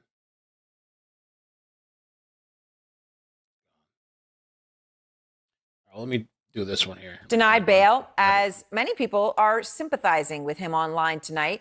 The book Delay, Deny, Defend, which is about the health insurance industry's tactics, jumping to number 2 on Amazon's nonfiction. Number 2, if it were not for Luigi Mangione. Those 3 words, delay, deny, defend, were almost identical to the ones found on shell casings near the crime scene. Our role is out front. This Ivy League hottie named Luigi is the Robin Hood that we never knew that we needed. I listened to Luigi's Manifesto this morning 3 times and I cried. Honestly, it's beautiful and I agree with him. At least he left a very powerful message and he highlighted how terrible the healthcare system is in America. I think he'll go down as a hero in history. He had been a named suspect for less than 48 hours, and yet, within a fraction of that time, many in the world of social media had already made up their minds about Luigi Mangione. I'm just eating it up because this is like regular everyday person becoming our hero, our vigilante. These types of comments angering law enforcement and public officials. I don't care your views about healthcare companies, because I don't think they're great right now either. But you do not celebrate the assassination of another human being who is just doing his job. But that's a New York governor. His Give, Send, Go has raised $82,000 out of $200,000. It's climbing. Interest in Mangione just continues to grow. On X, before his arrest announcement, he had just 64 followers. Now, more than 320,000 and counting. His initial 827 followers on Instagram grew exponentially Monday as we watched. By 3 o'clock, more than 32,000. An hour later, 53,000. By 5 o'clock Monday, more than 71,000 followers before that account was suspended.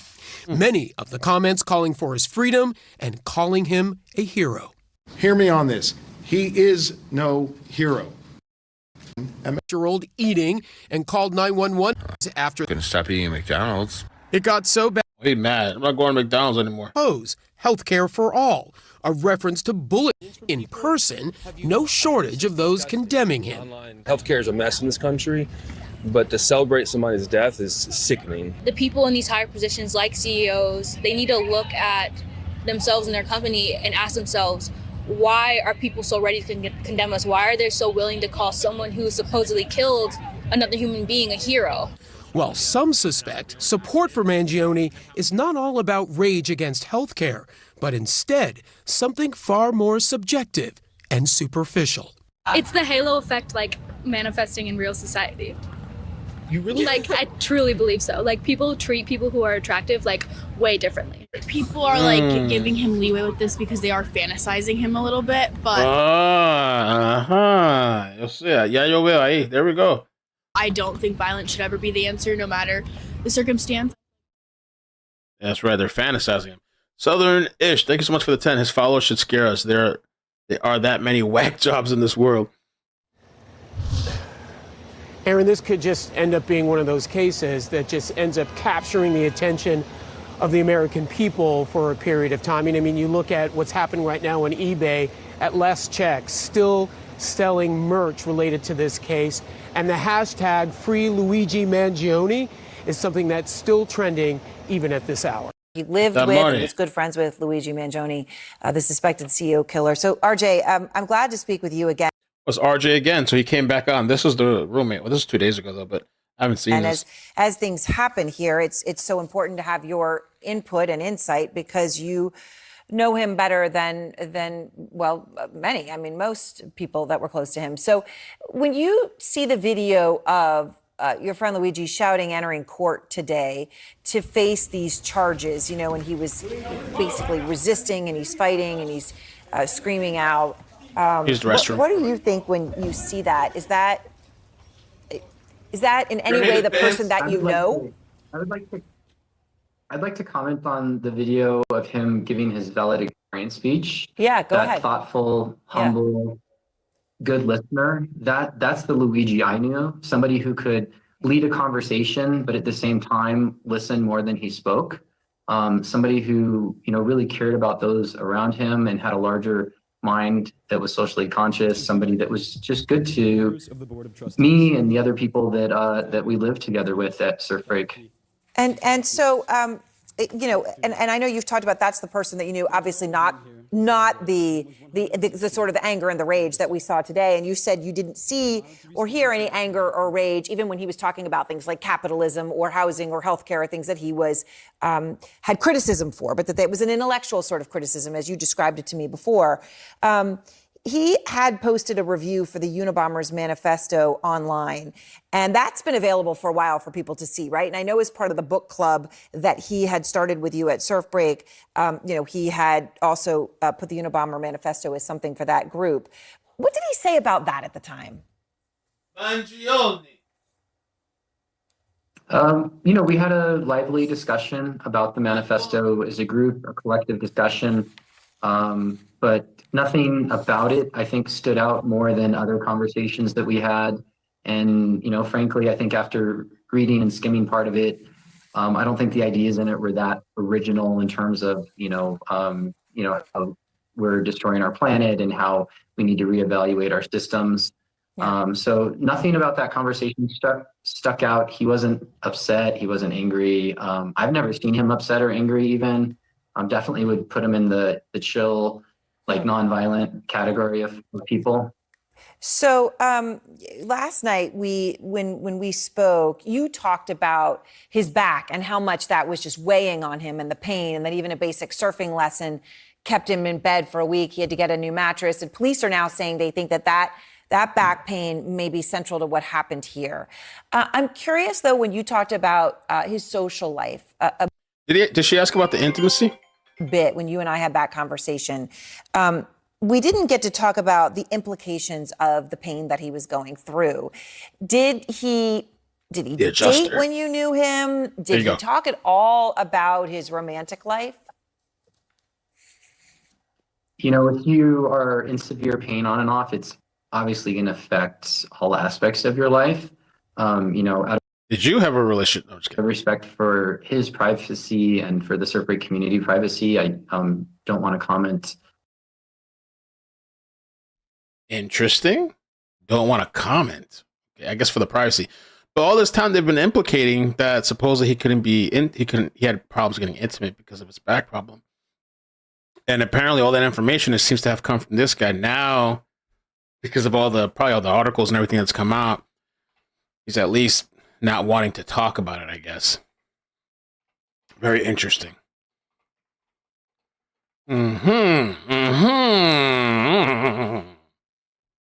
At all on his dating or any of the other members dating. while we lived together. Yeah, no, I Members. don't mean whether they were dating. Sorry, I'm muted. Oh no, what did I do? Oh, I gotta stop touching shit. You know, you've talked a bit about the you know, how the back pain that he had could have made it impossible for him to be physically intimate, and that this was something that may have been frustrating for him. As they try to understand sort of what he was going through, do you think that this could end up being something important? I think that pain is something that can change our brain chemistry. You know, I think it's something that changes our thoughts. And I don't know, because I don't have firsthand knowledge from him of how much pain he was in or what he was dealing with. But I do know, you know, from personal experience and from other friends and family, that when somebody's suffering, the way they think about themselves and the world gets warped drastically. And a lot of times you go to dark places when you're in excruciating pain and, you know, perhaps not receiving the care or the support that you need. Okay, that was the only time she mentioned how the intimacy thing. Right. Luigi Mangione, the man accused of murdering the CEO of UnitedHealthcare, appears to have some major health issues. What were they, and how did those possibly influence him? Welcome to Crime Fix. I'm Anjanette Levy. We're learning a lot about Luigi Mangione's health history from what appears to be his own posts on Reddit. Those posts include information about back issues that have been in the news and more. Mangione is behind bars in a prison in Pennsylvania. He's fighting extradition to New York, where he's charged with the murder of UnitedHealthcare CEO Brian Thompson. UnitedHealthcare is the biggest health insurance company in the country. When police took Mangione into custody at a McDonald's in Altoona, Pennsylvania, they said that he had writings on him, a manifesto of sorts. Ken Klippenstein posted the entire thing on his Substack. Part of it reads, "I do apologize for any strife of traumas, but it had to be done. Frankly, these parasites simply had it coming. A reminder, the U.S. has the #1 most expensive healthcare system in the world, yet we rank roughly number 42 in life expectancy. United is the largest company in the U.S. by market cap, behind only Apple, Google, Walmart. It has grown and grown, but has our life expectancy? No, the reality is they have simply gotten too powerful, and they continue to abuse our country for immense profit because the American public has allowed them to get away with it. Obviously, the problem is more complex, but I do not have space. And frankly, I do not pretend to be the most qualified person to lay out the full argument. But many have illuminated the corruption and greed. Rosenthal, Moore, decades ago, and the problems simply remain. It is not an issue of awareness at this point, but clearly power games at play. Evidently, I am the first to face it with such brutal honesty." The manifesto doesn't discuss Mangione's health issues or his back surgery that it appears he had in the summer of 2023. Mangione posted an X-ray of pins in his back on his X account. His Reddit account, which has now been shut down, said he suffered from spondylolisthesis. That's where a vertebrae in your spine slips out of place. It's very painful. A former roommate of Luigi Mangione in Hawaii told Law and Crime that there were days when Mangione was fine and other days when he was immobile. Mangione posted on Reddit using the name Mr. Cactus. In August of last year, the Mr. Cactus account posted about spondylolisthesis. The post reads, "It can be easy to get caught up in the plethora of horror stories on the internet. When my spondy went bad on me last year, 23 male, it was completely devastating as a..." And this was posted on posted August 3rd, 2023. And I think this is after he went MIA with his family, friends. Young athletic person. Seemingly all I could read on the internet was that I was destined to chronic pain and a desk job for the rest of my life. That representation was terrifying, inaccurate, and completely destroyed me until I realized the silent majority of fusions are highly successful. Hoping this can help others who find themselves in the same place. This is not to encourage surgery per se, but just to provide reassurance that athletic life is totally normal after fusion if/when the surgery is necessary. This list has more success stories than anyone probably wants to read through. That's kind of the point. There's tons. ABC News reported that another post from February of this year appeared to confirm that Mangione had spinal fusion surgery and that it was successful. Yeah, I had L5/S1 spinal fusion 6 months ago after 1.5 years of failed Oh, no, he went missing this year. That was 2023, my bad. He went missing this year. Like, MIA from his family and friends. conservative treatment. Within 7 days of the fusion, I was on 0 pain meds. That's probably faster than most folks, but my point is just that your body isn't supposed to be in pain and need meds. Even after getting my back sliced open and my spine drilled into, I wasn't in much pain. But there were older posts about health, one from 2018 in which the Mr. Cactus account posted about having trouble sleeping. My question, is this insomnia? Is there a name for this Oh, this is a really old post. That's from 2018, July. other than restless sleep? I'm a healthy 20-year-old male. Basically, I'm in bed for 8 hours every night, but my sleep is very restless and I wake up frequently. No problems falling asleep. I fall asleep within 15 minutes as long as I sleep at the same time every night. Usually, I'll wake up after 4 hours, then after another 1.5 hours. Then I wake up another 8 or so more times during the last 2.5 hours in bed. When I wake up, I fall asleep within a few minutes. I just check the time to see if I can get up yet. And if not, I fall back asleep quickly. After the 4-hour mark, I move a lot and my sleep feels very restless, almost like I'm half awake. In the last year, these problems have started to get significantly worse, and I wake up feeling unrefreshed no matter how much sleep I get. Sleeping longer than 8 hours has no effect, but getting any less than 8 hours causes extreme exhaustion during the day. I track my sleep with Fitbit if anyone's interested in it. I have done an overnight sleep study and I don't have sleep apnea. A few other things I do: 0 caffeine, 0 alcohol/nicotine, exercise regularly, 0 stress, sleep at same time every night, 20-year-old male, sleep for 8 hours but wake up frequently, fall asleep quickly upon waking, feel unrefreshed in the morning no matter how much I sleep, is waking throughout the night like this normal? What about waking only in the second half of the night? Is there a name for this? Sorry for all the questions. Any ideas would be much appreciated. Having the career in journalism that I've had, from covering Stephen Avery to the Johnny Depp trial and now covering Luigi Mangione, I know how slanted various outlets can be. That's Straight Arrow News. People have issues with that. Another supporting by Clinton 2018 talked about irritable bowel syndrome. A lot of people have issues with that. I have IBS, but tested negative for SIBO. SIBO stands for small intestinal bacterial overgrowth. Would it still be worthwhile to pursue a low FODMAP diet?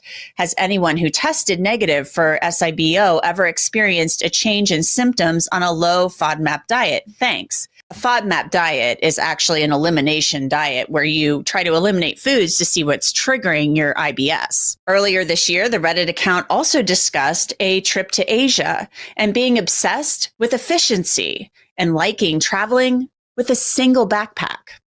Perhaps the ultimate vessel for minimal efficient living, surpassing even a tiny square home, is a single backpack. He said above that, I suppose I've always been hyper obsessed with efficiency and I've never been very materialistic. Those traits have persisted into adulthood. They are why I became an engineer today. I may have even one-upped myself, my kid self. To be clear, I don't live out of a backpack full time, nor do I want to, but I enjoy doing so comfortably for months at a time, for certain discrete periods of time when traveling and wanting to fully engage in the experience. It's a useful practice. Why one bag? First, there are the practical reasons regarding air travel. No rushing to the airport early to check bags, no searching for an overhead compartment, no bag fees or worrying about stuff getting lost, and no adjusting plans to drop off luggage before an adventure, explains indefinite one-bagger Jeremy Malouf. Second, there are the more philosophical reasons. There is a sense of weightlessness, freedom, and self-sufficiency that accompanies one-bag travel. At some point, a bag becomes small and light enough that it can be carried without consequence, no longer of any meaningful concern. Things are simply no longer a factor in mobility. Further, the constraint of a single bag is a useful practice in intentionality, and it's a good reminder that we're able to go long periods of time without needing many things.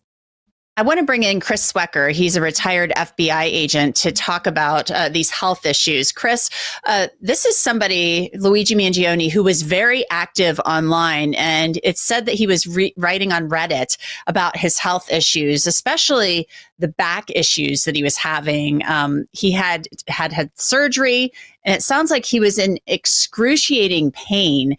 And talk to me about how health issues could be a trigger, possibly, for somebody to maybe start spiraling out of control.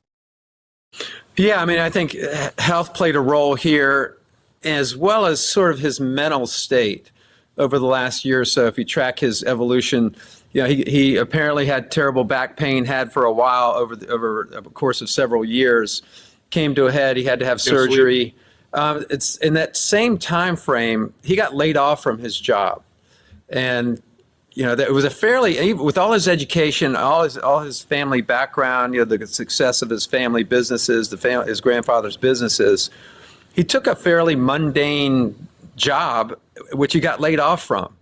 So I think, post-college, post-secondary, or postgraduate work, he kind of ran into life, and life didn't treat him the way he wanted it. He ran into obstacles and challenges, and it just, I think, caused some.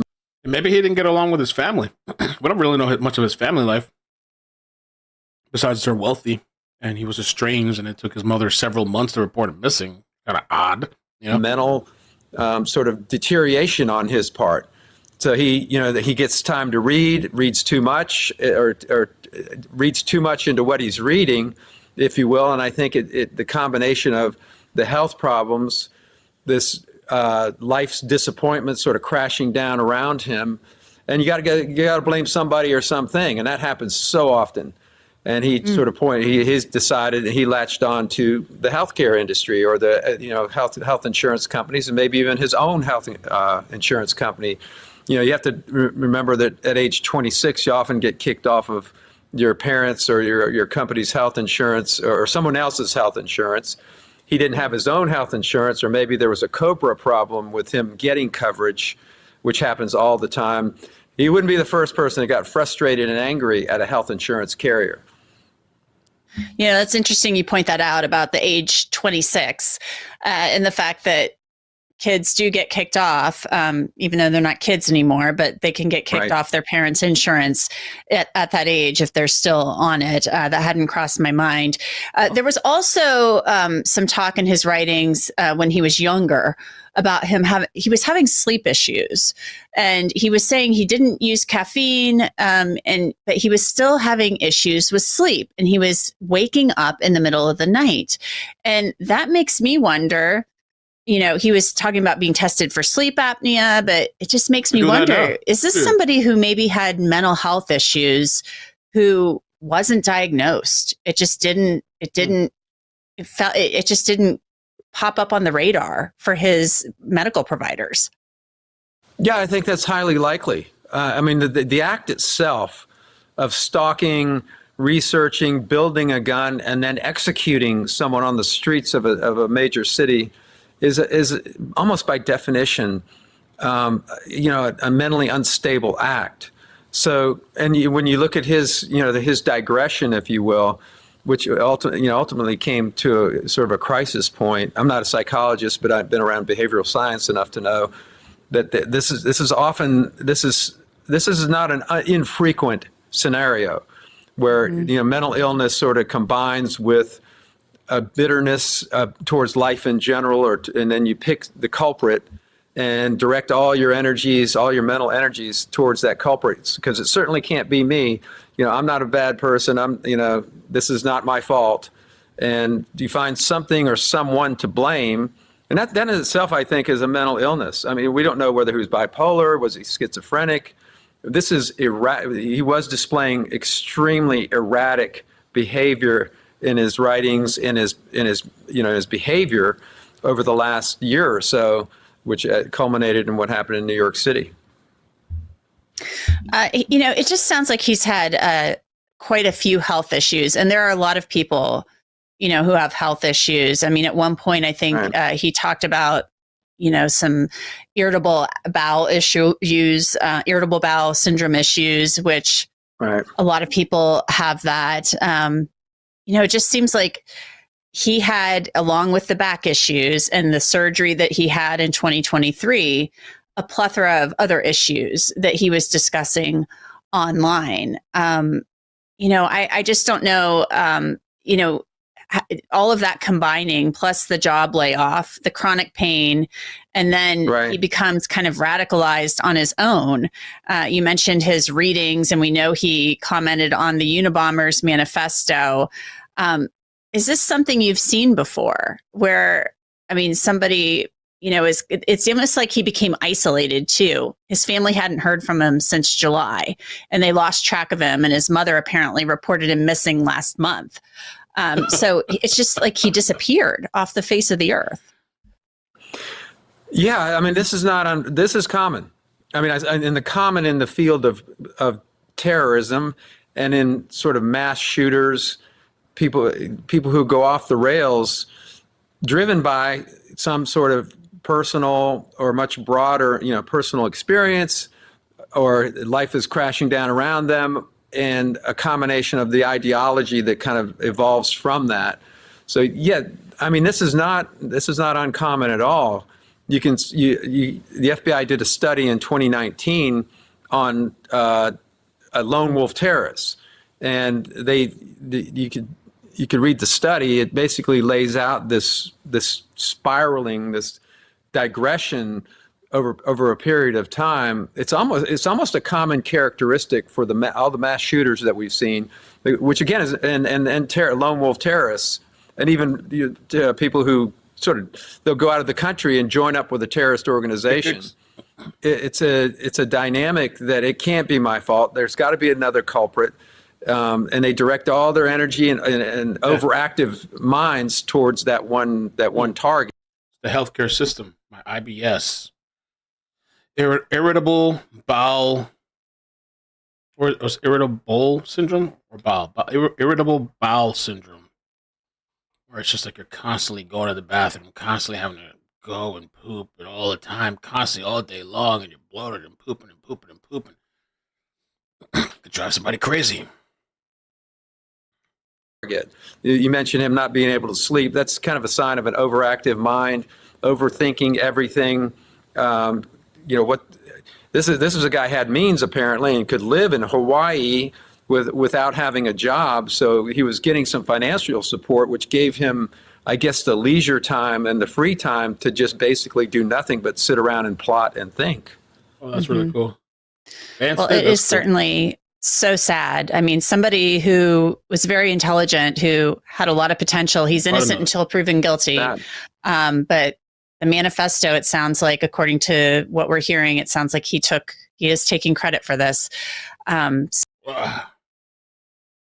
Mamma mia!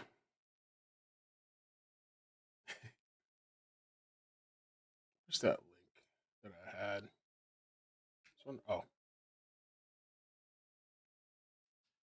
Luigi, what were you up to?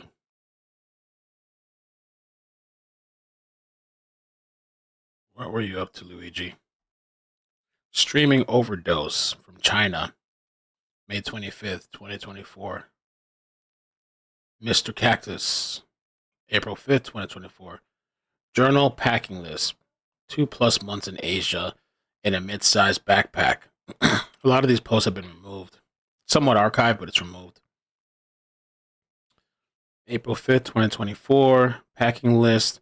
Months in Asia in a mid-sized backpack. I originally wrote this as a personal exercise, but I figured I may as well post here in case someone finds it interesting, useful.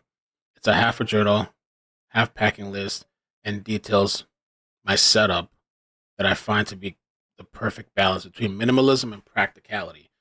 For the last 2 months specifically, it's held up great in Asia across various countries and climates, and throughout some cross-country motorcycling. See that? No. I remember one time as a young child playing with friends, fantasizing, we sketched our ideal dream home. Everyone else drew intricate mansions complete with elaborate swimming pools and multi-car garages. I sketched the floor plan of a small square house with four identically sized square rooms: a bedroom, living room, kitchen/dining room, and a bathroom/laundry room. A place to sleep, a place to be, a place to eat, a place to exert, IBS, take a shit. I was everything I needed. Nothing more, nothing less. They thought I was weird. I thought their mansion was full of lots of bullshit. Even though you're the one that has this shit. Your family does anyway. I wonder if he just fell out with his parents. Or maybe his parents just had maids taking care of his ass, not really involved in his life. I don't know. What was his upbringing? He had some nanny that was a parent or something. What happened in his upbringing growing up? I suppose I've always been hyper obsessed with efficiency, and I've never been materialistic. Those traits have persisted into adulthood. They are why I became an engineer. Today I may have even one up my... Oh, this is what we read already. One of my kid's self. All right, this we already read.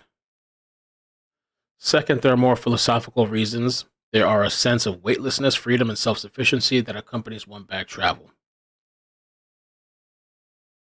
It's taken me years, several years of trial and error, as well as a good chunk of time obsessively researching small things to whittle my gear down comfortably to a single, inconspicuous backpack. What follows, and ironically, right, that's what he did, had a backpack when he murdered the CEO. What follows is a breakdown of my bag. I believe it achieves the perfect balance. Any more gear, and the bulk/weight of the bag becomes cumbersome. Any less gear, and it becomes impractically minimalistic for daily needs. This post is far from original. It's just a drop in the ocean of travel influencer blogs detailing one-bag setups. As such, I'm not trying to impart any groundbreaking wisdom here. It's just a personal experience in appreciating what I have, admiring its efficiency, and brainstorming potential tweaks. Most importantly, it was just fun to compile. Oh, he's crazy. He's crazy. Just kidding. I'm not trying to sell anything here. None of the links below are affiliate links, though some part of me does hope someone else may find it useful. I guess this doesn't work either.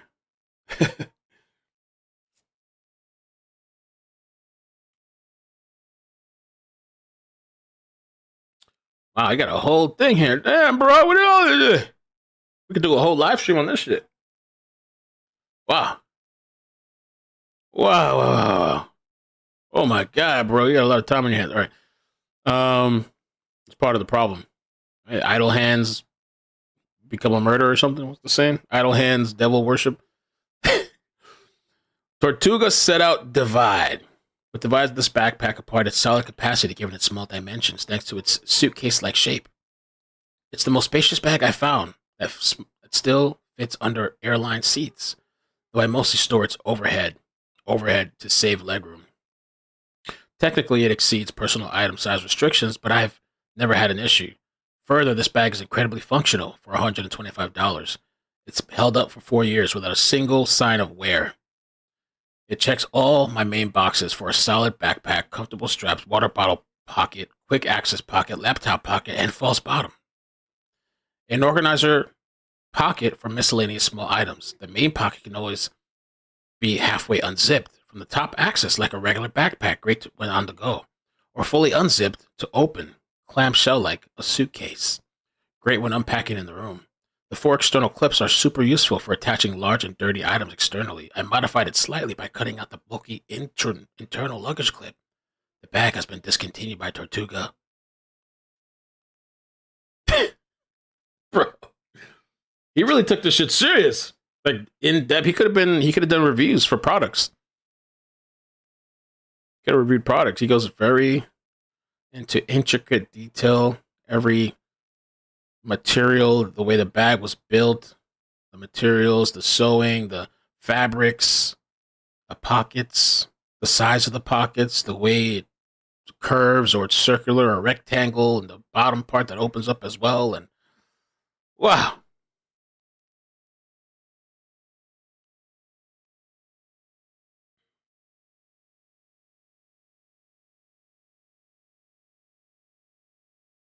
Matador Free Fly 16, my favorite item on the list.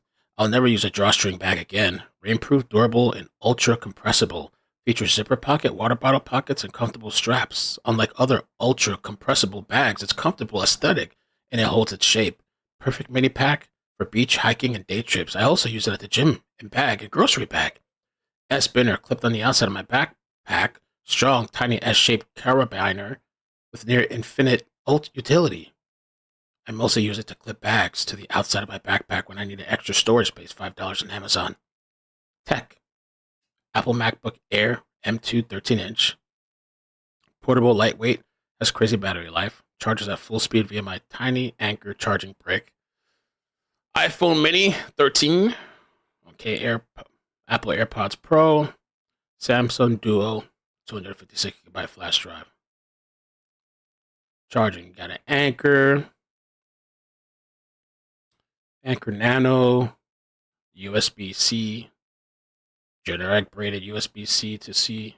InCharge X Mini 6-in-1. Okay. Clothing. Eagle Creek Packet clean/dirty half cube. Most important item in enabling everything to fit in a single backpack. Fits my entire mobile wardrobe in a compact, easy to organize cube. I can simply remove it from my pack when arriving at a destination, freeing my bag to serve as the day pack. The two-sided design separates clean from dirty clothes while consolidating everything in a single cube of consistent size.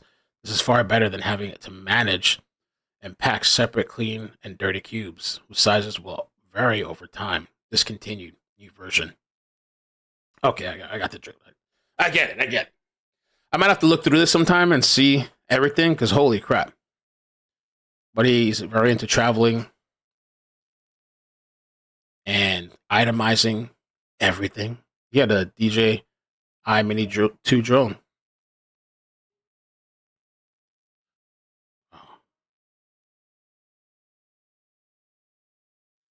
Maybe. In high school, I was fascinated with the idea of living out of a tin can. Well, not living that way, but being able to survive in the wild using nothing more than a survival kit, small enough to fit in an Altoids can. The sort of thing like a first aid kit that you throw in the trunk of your car, so that in case you get stranded someday or somehow, you could survive a week or so before rescue.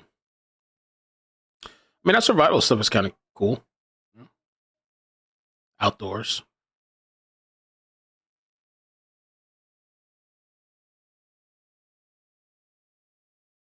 This is from 2022. This is where he talks about IBS. Here's where he talks about being restless, no sleep.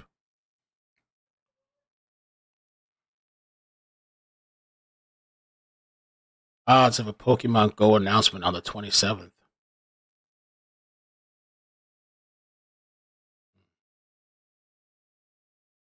That's it. Yeah, what happened? No toilet paper? Yeah, maybe a little OCD. Yeah.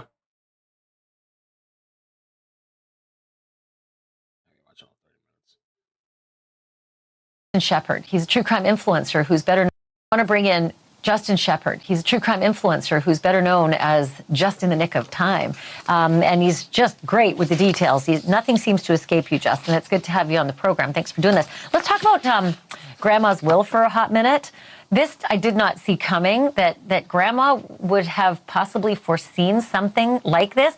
Who puts this kind of thing in their will? Have you learned anything more about the will, the family, and this whole situation? Well, first, thank you for having me again. It's great to be here. And yeah, I saw that too. And I don't know if I've learned anything new per se, but yeah, it's an ironclad. It said something along the lines of if any of the heirs commit violent or heinous crimes, then they would no longer be entitled to the money. From the grave, Grandma came through. You ain't taking this money, you little whatever you are. And like you said, it's kind of an odd thing to put in there. I don't know. She passed away? I don't know if she passed away. I think we're seeing that could happen. I really don't know what to make of that. The family has a lot of money. We've heard numbers as low as, when I say low, as 30 million, but as high as 100 million. So you're talking about a lot of money that he's got on the line here. Yeah, from what I've been able to research, it looks like they, had some property, something called Turf Valley Resort and Hayfields Country Club, as well as radio stations, maybe plural, WCBM AM. They certainly did have a lot of assets. Maybe they still do. I don't know. 10 kids and then untold number of grandchildren that Luigi would be part of. But this is the kind of kid who went to University of Pennsylvania, Ivy League. He could have gone to law school. He could have gone to law school and really taken up the charge if this was his cause célèbre. Absolutely, he could have. And I think also they own some nursing homes as well, just to remind you on that. But the family's got a lot of money that he was born with a silver spoon. He's obviously very intelligent, graduated valedictorian from a private school, an expensive private school, went to an Ivy League school, graduated from there. He could have gone to law school, like you said. He could have then gone into politics and made a difference that way versus this way, because now any opportunity he has for that is very likely gone once the conviction occurs. Yeah, I would say it's gone, just gone completely. Yeah. And I'm going to just lay it on the line. I think there's going to be a conviction. The mountain of evidence is just so overwhelming. It's almost literally a smoking gun. I got to ask you about this detail today that I didn't know about, and that is that apparently Luigi was turned away from a Pennsylvania hotel. The clerk said he was cagey. What's the background? Which part of his journey did this happen in? And what transpired? Yeah, so it seems that what happened was he tried to check into a hotel in Altoona, and I believe this was the day that he actually got arrested. And he went in there pretty early in the day and asked if he could get a room. And he was told that all the rooms that they had were dirty, and he could come back later and they would have a room available. He apparently asked if he could wait for one, and the guy basically said, the front desk said no, because he didn't know how long it would be, which is what then led him to leave, I think, and ultimately go to McDonald's. But as I understand it, he didn't want to identify himself. He didn't want to pull his mask down. That's, I think, what they mean by cagey on it. And that's ultimately what led him to McDonald's. I think that, they would have eventually caught up with him. But I think had he been able to check in and go into a room at that time, there might still be a manhunt for him. You have a lot of followers in Just in Time. And so I'm wondering what a lot of your followers are saying about this conspiracy theory that seems to be spreading online, that they've got the wrong guy. And add to that, while you're answering, how this really seems to have united two, factions of society that have been at each other's throats, the left and the right. Yeah, it's very interesting. So the sentiment online about why, the conspiracy that they don't have the right guy, I don't know if I think that it stems from photographs and thinking like, well, this looks different. And I think that could, personally, I think it's the same person, all of them, but a lot of people don't think that based on eyebrows or based on little features here and there. As far as the uniting of the right and the left, yeah, it's really kind of crazy. The sentiments, look, we've talked about this before, Ashley. I don't condone murder. You don't condone murder. But, at the same time, there isn't a lot of love loss here for Brian Thompson. He's looked upon, regardless of what happened, as a villain by a large portion of the people who are online and even, not online. And Luigi's being looked at as more of a martyr. Thanks for watching. Go to join. They're saying now supposedly that Manhattan DA says Luigi may waive extradition. It just came out a few minutes ago. I thought they were saying they've been saying they're going to fight it. We're seeing day by day here play out in Times Square. So I'm thankful to you, thankful to all of the agencies that are working together in partnership on this, and then thankful to our co-chairs, Brian, Barbara, and Tom. I have been to a couple of the meetings. You have not been to a meeting until you see one co-chair by them.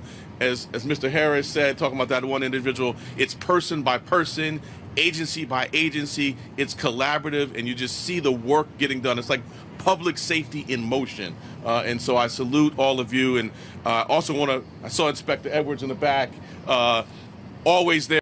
They're all thankful to him as well for your leadership as well. I want to just touch upon the deeply disturbing shooting right here in the heart of Midtown of Mr. Thompson last week.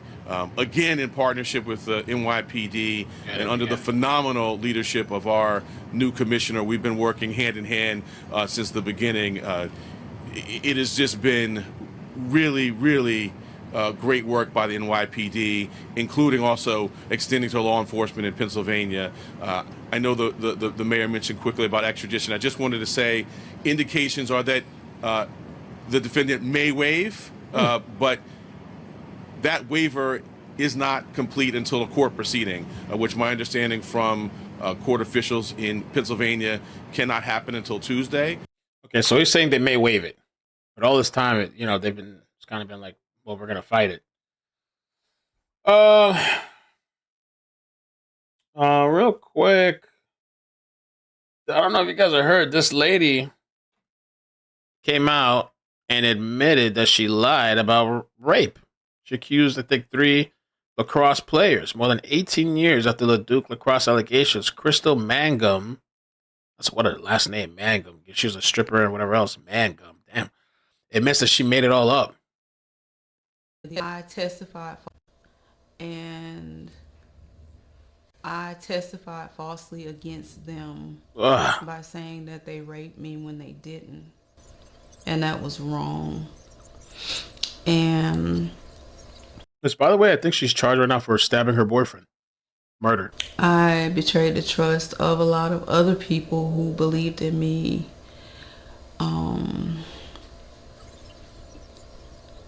And made up a story that wasn't true because I wanted validation from people and not from God. And that was wrong. And I hope that they can forgive me. Damn, bro. Dirty. How are you going to do that? All right, to a Fox News alert. The accuser at the center of the infamous 2006 Duke lacrosse rape case just admitted to making the whole story up. Chanley Painter is here with the details. Hey, Chanley. Hey, good morning. That's right. It was a huge national story back in 2006 when Crystal Mangum falsely accused 3 Duke lacrosse players of raping her while she was performing as a stripper at a team party in March of that year. Stripper at a team party. And now, more than 18 years later, she is finally admitting that she lied about it all, saying this, quote, "I testified falsely against them by saying that they raped me when they didn't, and that was wrong. And I betrayed the trust of a lot of other people who believed in me. I made up a story that wasn't true because I wanted validation from people and from God." The 46-year-old also apologized to the 3 Duke players who were all found innocent of the crimes and later sued the university after their case was dismissed in 2007, reaching an undisclosed settlement. And the prosecutor on the case, Mike Nafon, was later disbarred for lying in court and withholding DNA evidence. Lying in court and withholding evidence. The prosecutor. Which ultimately absolved the young men. And at the time, Mangum was not prosecuted for perjury due to questions about her mental health, but she is currently behind bars serving time after a jury convicted her of second-degree murder in the stabbing death of her boyfriend in 2013. And even now, with her admission, Mangum says, Mangum could not be charged, with perjury because of the statute of limitations, of course, in the state of North Carolina. Guys, back to you. That's right. I mean, we knew she wasn't. We knew she was lying. She got caught lying, but we haven't had her admission. But you pointed out something about her background. Yeah, I think Chanley just mentioned it. She's serving prison. She's in prison for murdering her boyfriend. Yeah. Right, so she's not. She is, and Chanley mentioned that she cannot be held liable in North Carolina because of the statute of limitations. It's only 2 years. Chanley also mentioned the DA. Remember Nifong? He was on the news all the time, and shortly after the players were charged, he said there is no doubt about this being a sexual assault that it took place. And he said it was racially motivated. And then when he was disbarred because he withheld DNA evidence that would have helped the players, but that never came out. People have a right to come forward with their allegations, and I think we should litigate them in court. But there has to be a severe penalty when people go out there and just make up stuff, lie and destroy people's lives. You know, I think about the lady, what was she, 80-something? The lady that falsely accused Emmett Till of them. She was 80-something and she finally admitted that she was lying. And people were like, she shouldn't stand trial for that. Absolutely. I don't care what age you are. When you finally reach your conscience of wanting to tell the truth about a situation, you should be prosecuted. There should be severe penalty. These guys are never going to have their lives back. The damage has been done. And reframe Emmett Till. He was killed by a. He was killed. He was lynched. He was 14 years old. Was falsely accused by a woman, and later on in her life, I think she just died like a year ago. She was in her 80s. She finally came forward and said it was not true. So there's. Yeah, it's crazy. I think she was trying to say like this kid was flirting with her or something. Consequences. Now, I'm not saying this is the same in his way because no one was lynched, but their lives were destroyed as well. So there has to be consequences for that. If it's true, let it be litigated in court. I just hope this is a cautionary tale for the media. Don't just run with allegations. You just reminded me too. You know what did happen? The coach got fired. Yes, immediately, and he ended up going to another school in Rhode Island, Bryant. And revitalizing that program. But he was considered one of the lead coaches. John Danowski, a fantastic coach, went down there with his son, and they restored the program. But essentially, he gets fired. They find out it's all a lie. Those kids, young, graduate. They can't get jobs, and now that's crazy. They don't want this on their resume. They're hoping their name's not picked up. But this is good news for them. That's why. Yeah, it's good news. It's vindication, I guess. But like, why did it take her so long? 18 years past the time of like statute of limitations. Wow. Amazing, man. There was this poor little girl, too. I saw I saw the article this morning. I felt really bad. 7-year-old girl killed by a migrant 2 months after he was released from jail. It's always kind of frustrating when, like, somebody was supposed to be locked up and they just get released, and especially not even supposed to be here. So a Venezuelan migrant that could have been deported over 2 months ago was charged with a late-night drunk driving crash in Texas that killed a young girl.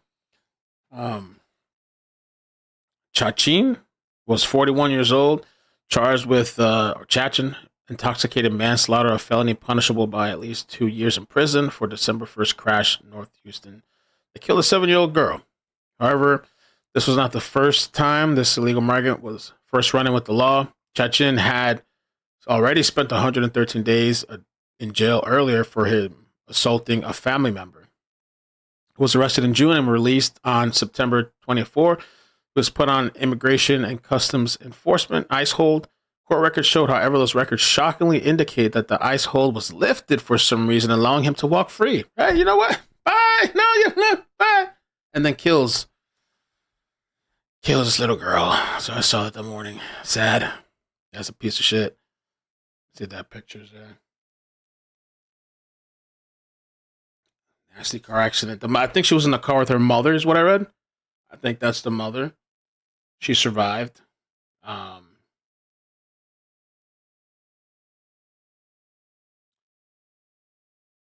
It's crazy.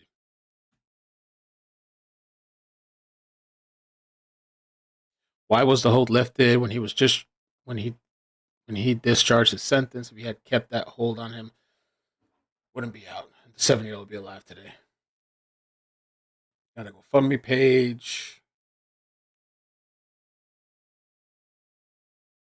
The family didn't want him to receive bond, but against their wishes, bond was set at $150,000. Okay. He's currently behind bars in Harris County Jail.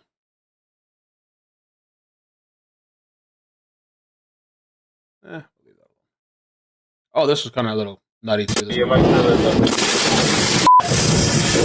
Semi collides with police cruiser and fire truck. Oh.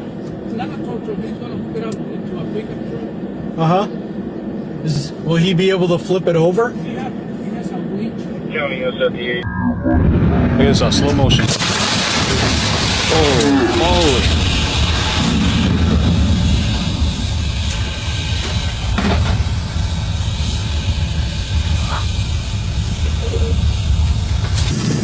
We just had a PI involving some fire truck out here. Send rescue. No first responders were hurt. The driver of the truck was taken to the hospital. Owner of a PI and a semi rolled over, hit a fire truck and almost fell of us. New Jersey base confirms multiple drones entered its airspace. What is going on with these drones? We're going to be checking for injuries. You guys okay? Here and law enforcement are working at this time.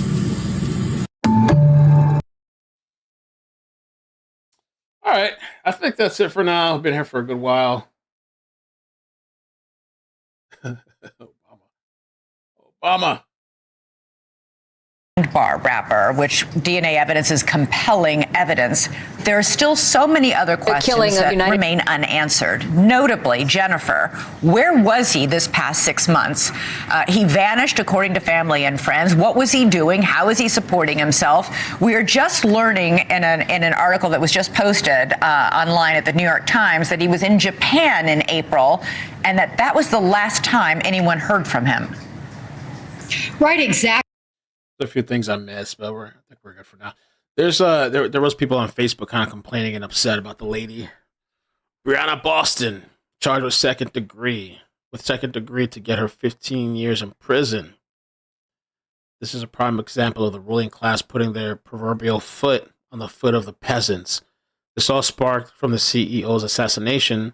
Americans are tired of being ignored while in pain, being told to suffer in silence and pay the middleman. Her bail was set at $100,000. We talked about that.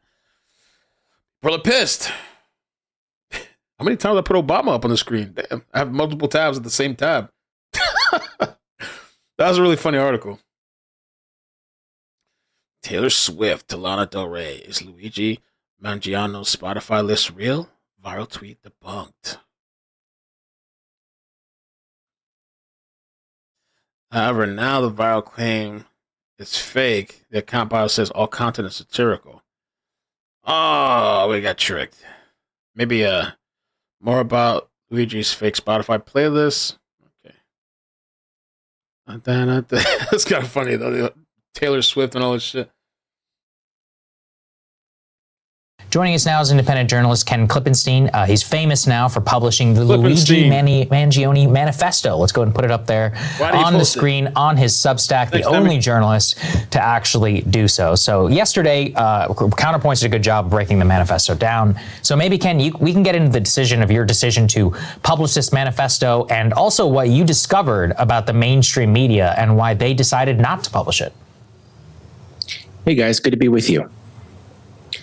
So what I learned in the course of reporting on this and obtaining it, I didn't realize at first that so many of these major media outlets, from the New York Times, the NBC, ABC, the Washington Post, had their own copies of it, were sitting on it, were quoting selectively from it, perfectly happy to do so, but for whatever reason, they weren't willing to publish it. And what I learned after speaking with friends and other contacts at these various outlets was that there was some pressure to report it, but that in the case of every one of those companies, senior management didn't want to. Interesting. All right. So when you say senior management didn't want to, was it a management decision, or there was some speculation there was some deal with the police? What can you tell us about that? Yeah, so there are a couple of reasons that are cited. I think it's mainly an access problem, a problem of source capture, where you get this document from law enforcement. And if you look at the reporting that's out there that initially was paraphrasing it, and I said before, quoting in some cases from it, it's almost always attributed to a senior law enforcement official. That probably means the FBI. And what I was told, in the case of NBC at least, there was an explicit deal with law enforcement that we give you this, you're not going to publish it. Wow. I don't know for certain that that's the case. Why? With other outlets. Yesterday, I published a story based on internal chat records among the editorial staff on the New York Times, in which it said, we're not going to publish it. And they made explicit reference to the wishes of their sources. So I think there's a serious problem of source capture here, which in the case of my publishing, it didn't apply to me, but applied to basically all of these major outlets. So I think there's a really important critique of media here. Yeah, that is a thing that happens between, and it's when you go, as Ken knows, it's called going in the front door. You go in the front door of an agency, you're going right to the spokespeople basically, and you're saying, hey, do you have this manifesto? Can I have it? And when you go in the front door, they have the leverage, because then they can say, yeah, we do have it actually, and I will give it to you, but the condition is you can't quote these parts, or you can't publish it in full, but you can paraphrase or whatever. And then you're stuck. Okay, I can either, agree to these terms and get something, or what you do is you go find other sources. You go in back doors, or you go in side doors. And what I was curious about, there are a couple times in the manifesto where it says indecipherable. Did you get a print version of it and it already said indecipherable, or could you yourself not decipher the handwriting? So what law enforcement did was they were circulating their own copy of it because it's based on handwritten notes that maybe they typed up a version. I see. Exactly. So nobody has the original handwritten version yet. I'm not sure that they don't have a photo of it somewhere. But what was interesting about it was when law enforcement circulated this, it wasn't just the kind of senior national security reporters. It ended up being shared with a bunch of people at these outlets, which I think undermines their whole argument that, if people see this thing suddenly, like the Manchurian Candidate, there's going to be an activation. It's an activation word that's just going to turn everyone into homicidal maniacs. Somehow that doesn't apply to the media or their friends that they were sharing this stuff with. Yeah. Because I had heard that there were people not at all related to law enforcement or this story or national security that were just socially like, oh, hey, check this out. You want this? And it's just the public. It's just the general public that can't see it. The media was all sharing it with each other. So what I'm curious with here then, Ken, is I know that you had some reporting about inside the New York Times, also about them not publishing a photo of Luigi Mangione. Can you tell us what's up with that? Yeah, so I got internal chat records of their editorial decision making. They had they had a directive from senior management that was sent out to the reporters saying, "Hey, let's quote dial down our use of photos of this guy."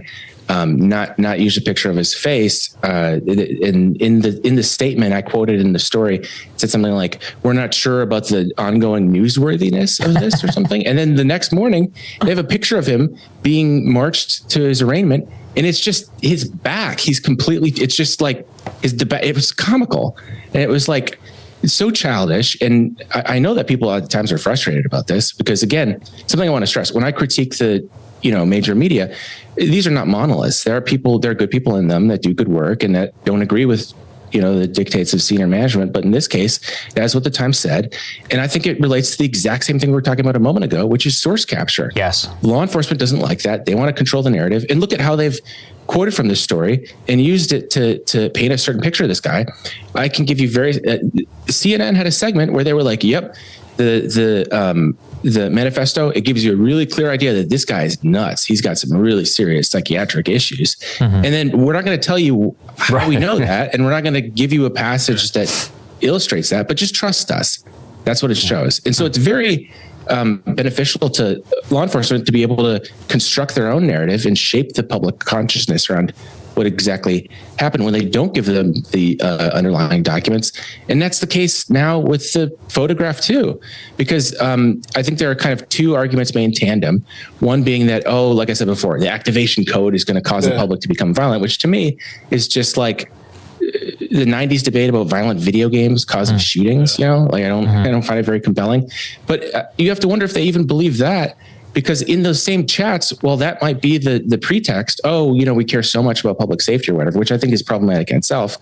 The reality is that they also have relationships with their sources in law enforcement that have their own wishes, who they don't want to alienate. To me, so those are kind of the two reasons that I saw. It seems really paternalistic. In the age of Twitter, in an election where everybody was online, this idea that they can control like whether people see this guy's photo or not, go on social media. It's everywhere. It's all over Twitter. You can go check his own profile. Like, who are we to tell you what not to check or whatever? Sure, we'll show you a photo of the guy. This is the photo that he put out there, right? This is now, maybe there's a bigger conversation about glorifying killers or not. But Ken, you and I have been here long enough to know that there are plenty of terrorists and other people who've been front page on the New York Times. So what's up with this? Now it's all about being selective.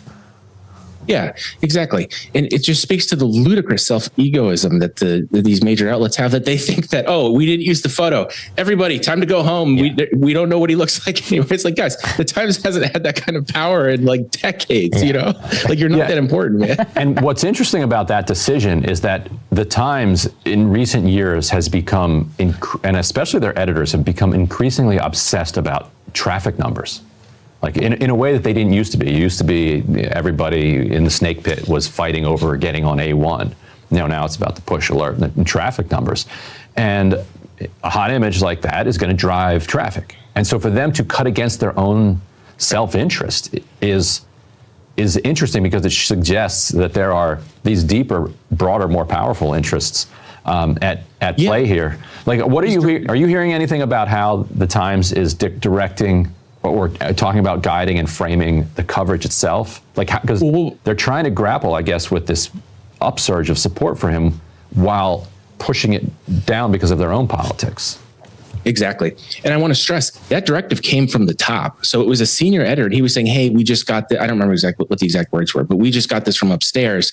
And then they just quoted a statement. So this is clearly coming from the leadership of the paper. I don't want to give people the impression that I just found some, random comment from some marginal person. This is the policy of the paper. And I would encourage people to go and check out on my Substack the exact quote so they can see that this is something that's systemic and speaks to the concerns. I mean, when you get to that, I can only speculate. I don't know what's going on in the C-suite of the New York Times, but I can see what's going on in the rest of major media on television and the public-facing side, which is that they are extremely uncomfortable about all of this, and they'd rather just pretend it's not happening. I mean, in the case of the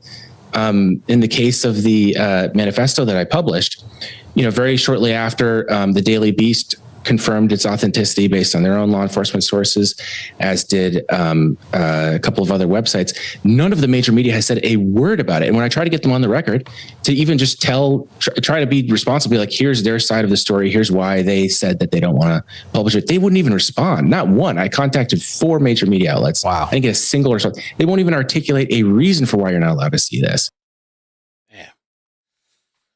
Alrighty, I guess that's it. For now, man. Let me see what else. All we got in the news now is the drones and Pelosi fracturing a hip or something. Pelosi. Oh, and JD Vance and inviting Daniel Penny to play football game. Personal guest. Oh wait, at the Army Navy football game. Oh, okay, guest. Okay. I thought they were gonna play video games or something.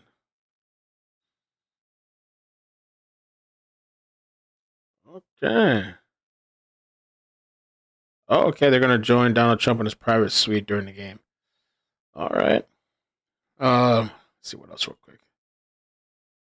Oh, what happened here? Times Athlete of the Year sparks debate on recognition for women. Why is she being bullied? Why is that wrong? Why is she being bullied for acknowledging something that's smart, truth, and factual?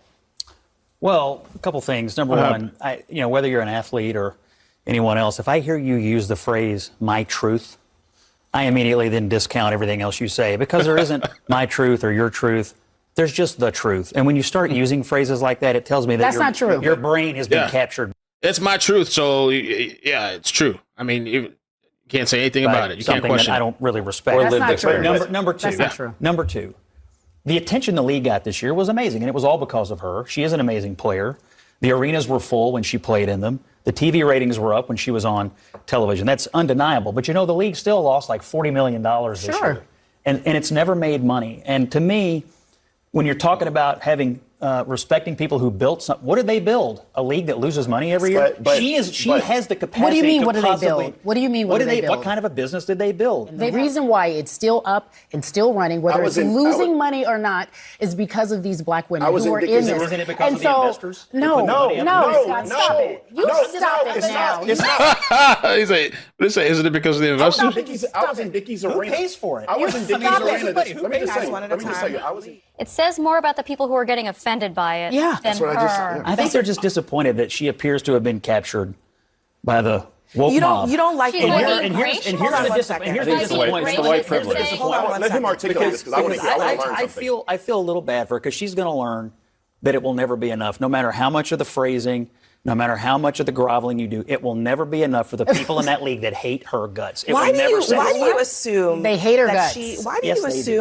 I don't even know who they're talking about. I guess they do not. Trying to Clark. pander. Isn't it also... Because I hear the language. It's the language of the pander. I hear the phrase white privilege. Sports is the one place where nobody on the field has any privilege at all. She doesn't get extra points when she shoots because she's white. She gets the same number of points as anybody else. Sports is the great equalizer, and it just felt like to a lot of people that she was groveling for no reason. All right, so is this a new thing they're doing, like this round table thing, CNN? And actually bring people to disagree? It's interesting. Maybe they changed it up a bit.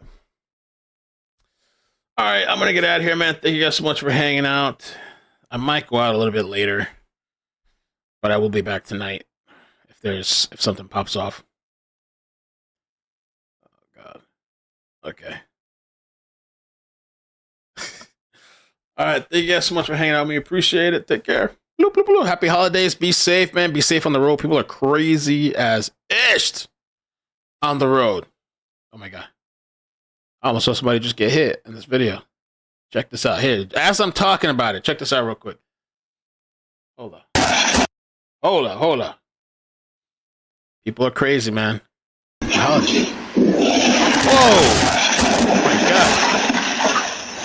Oh my God. I'm walking up. I see it out of the corner of my eye. I see it coming, and it happened. And that's the reaction is from being at the gym and doing the crossovers. Oh, okay. With the trainer. Stunt. Wow. Holy crap. Had he been on his phone, he'd probably be dead right now. If he was talking on his phone or texting or something. Joe Biden driving. Effort to like a crossfire. Oh, okay. Interesting. Maybe bring him some more viewership and stuff. I'm surprised to see them doing that. CNN.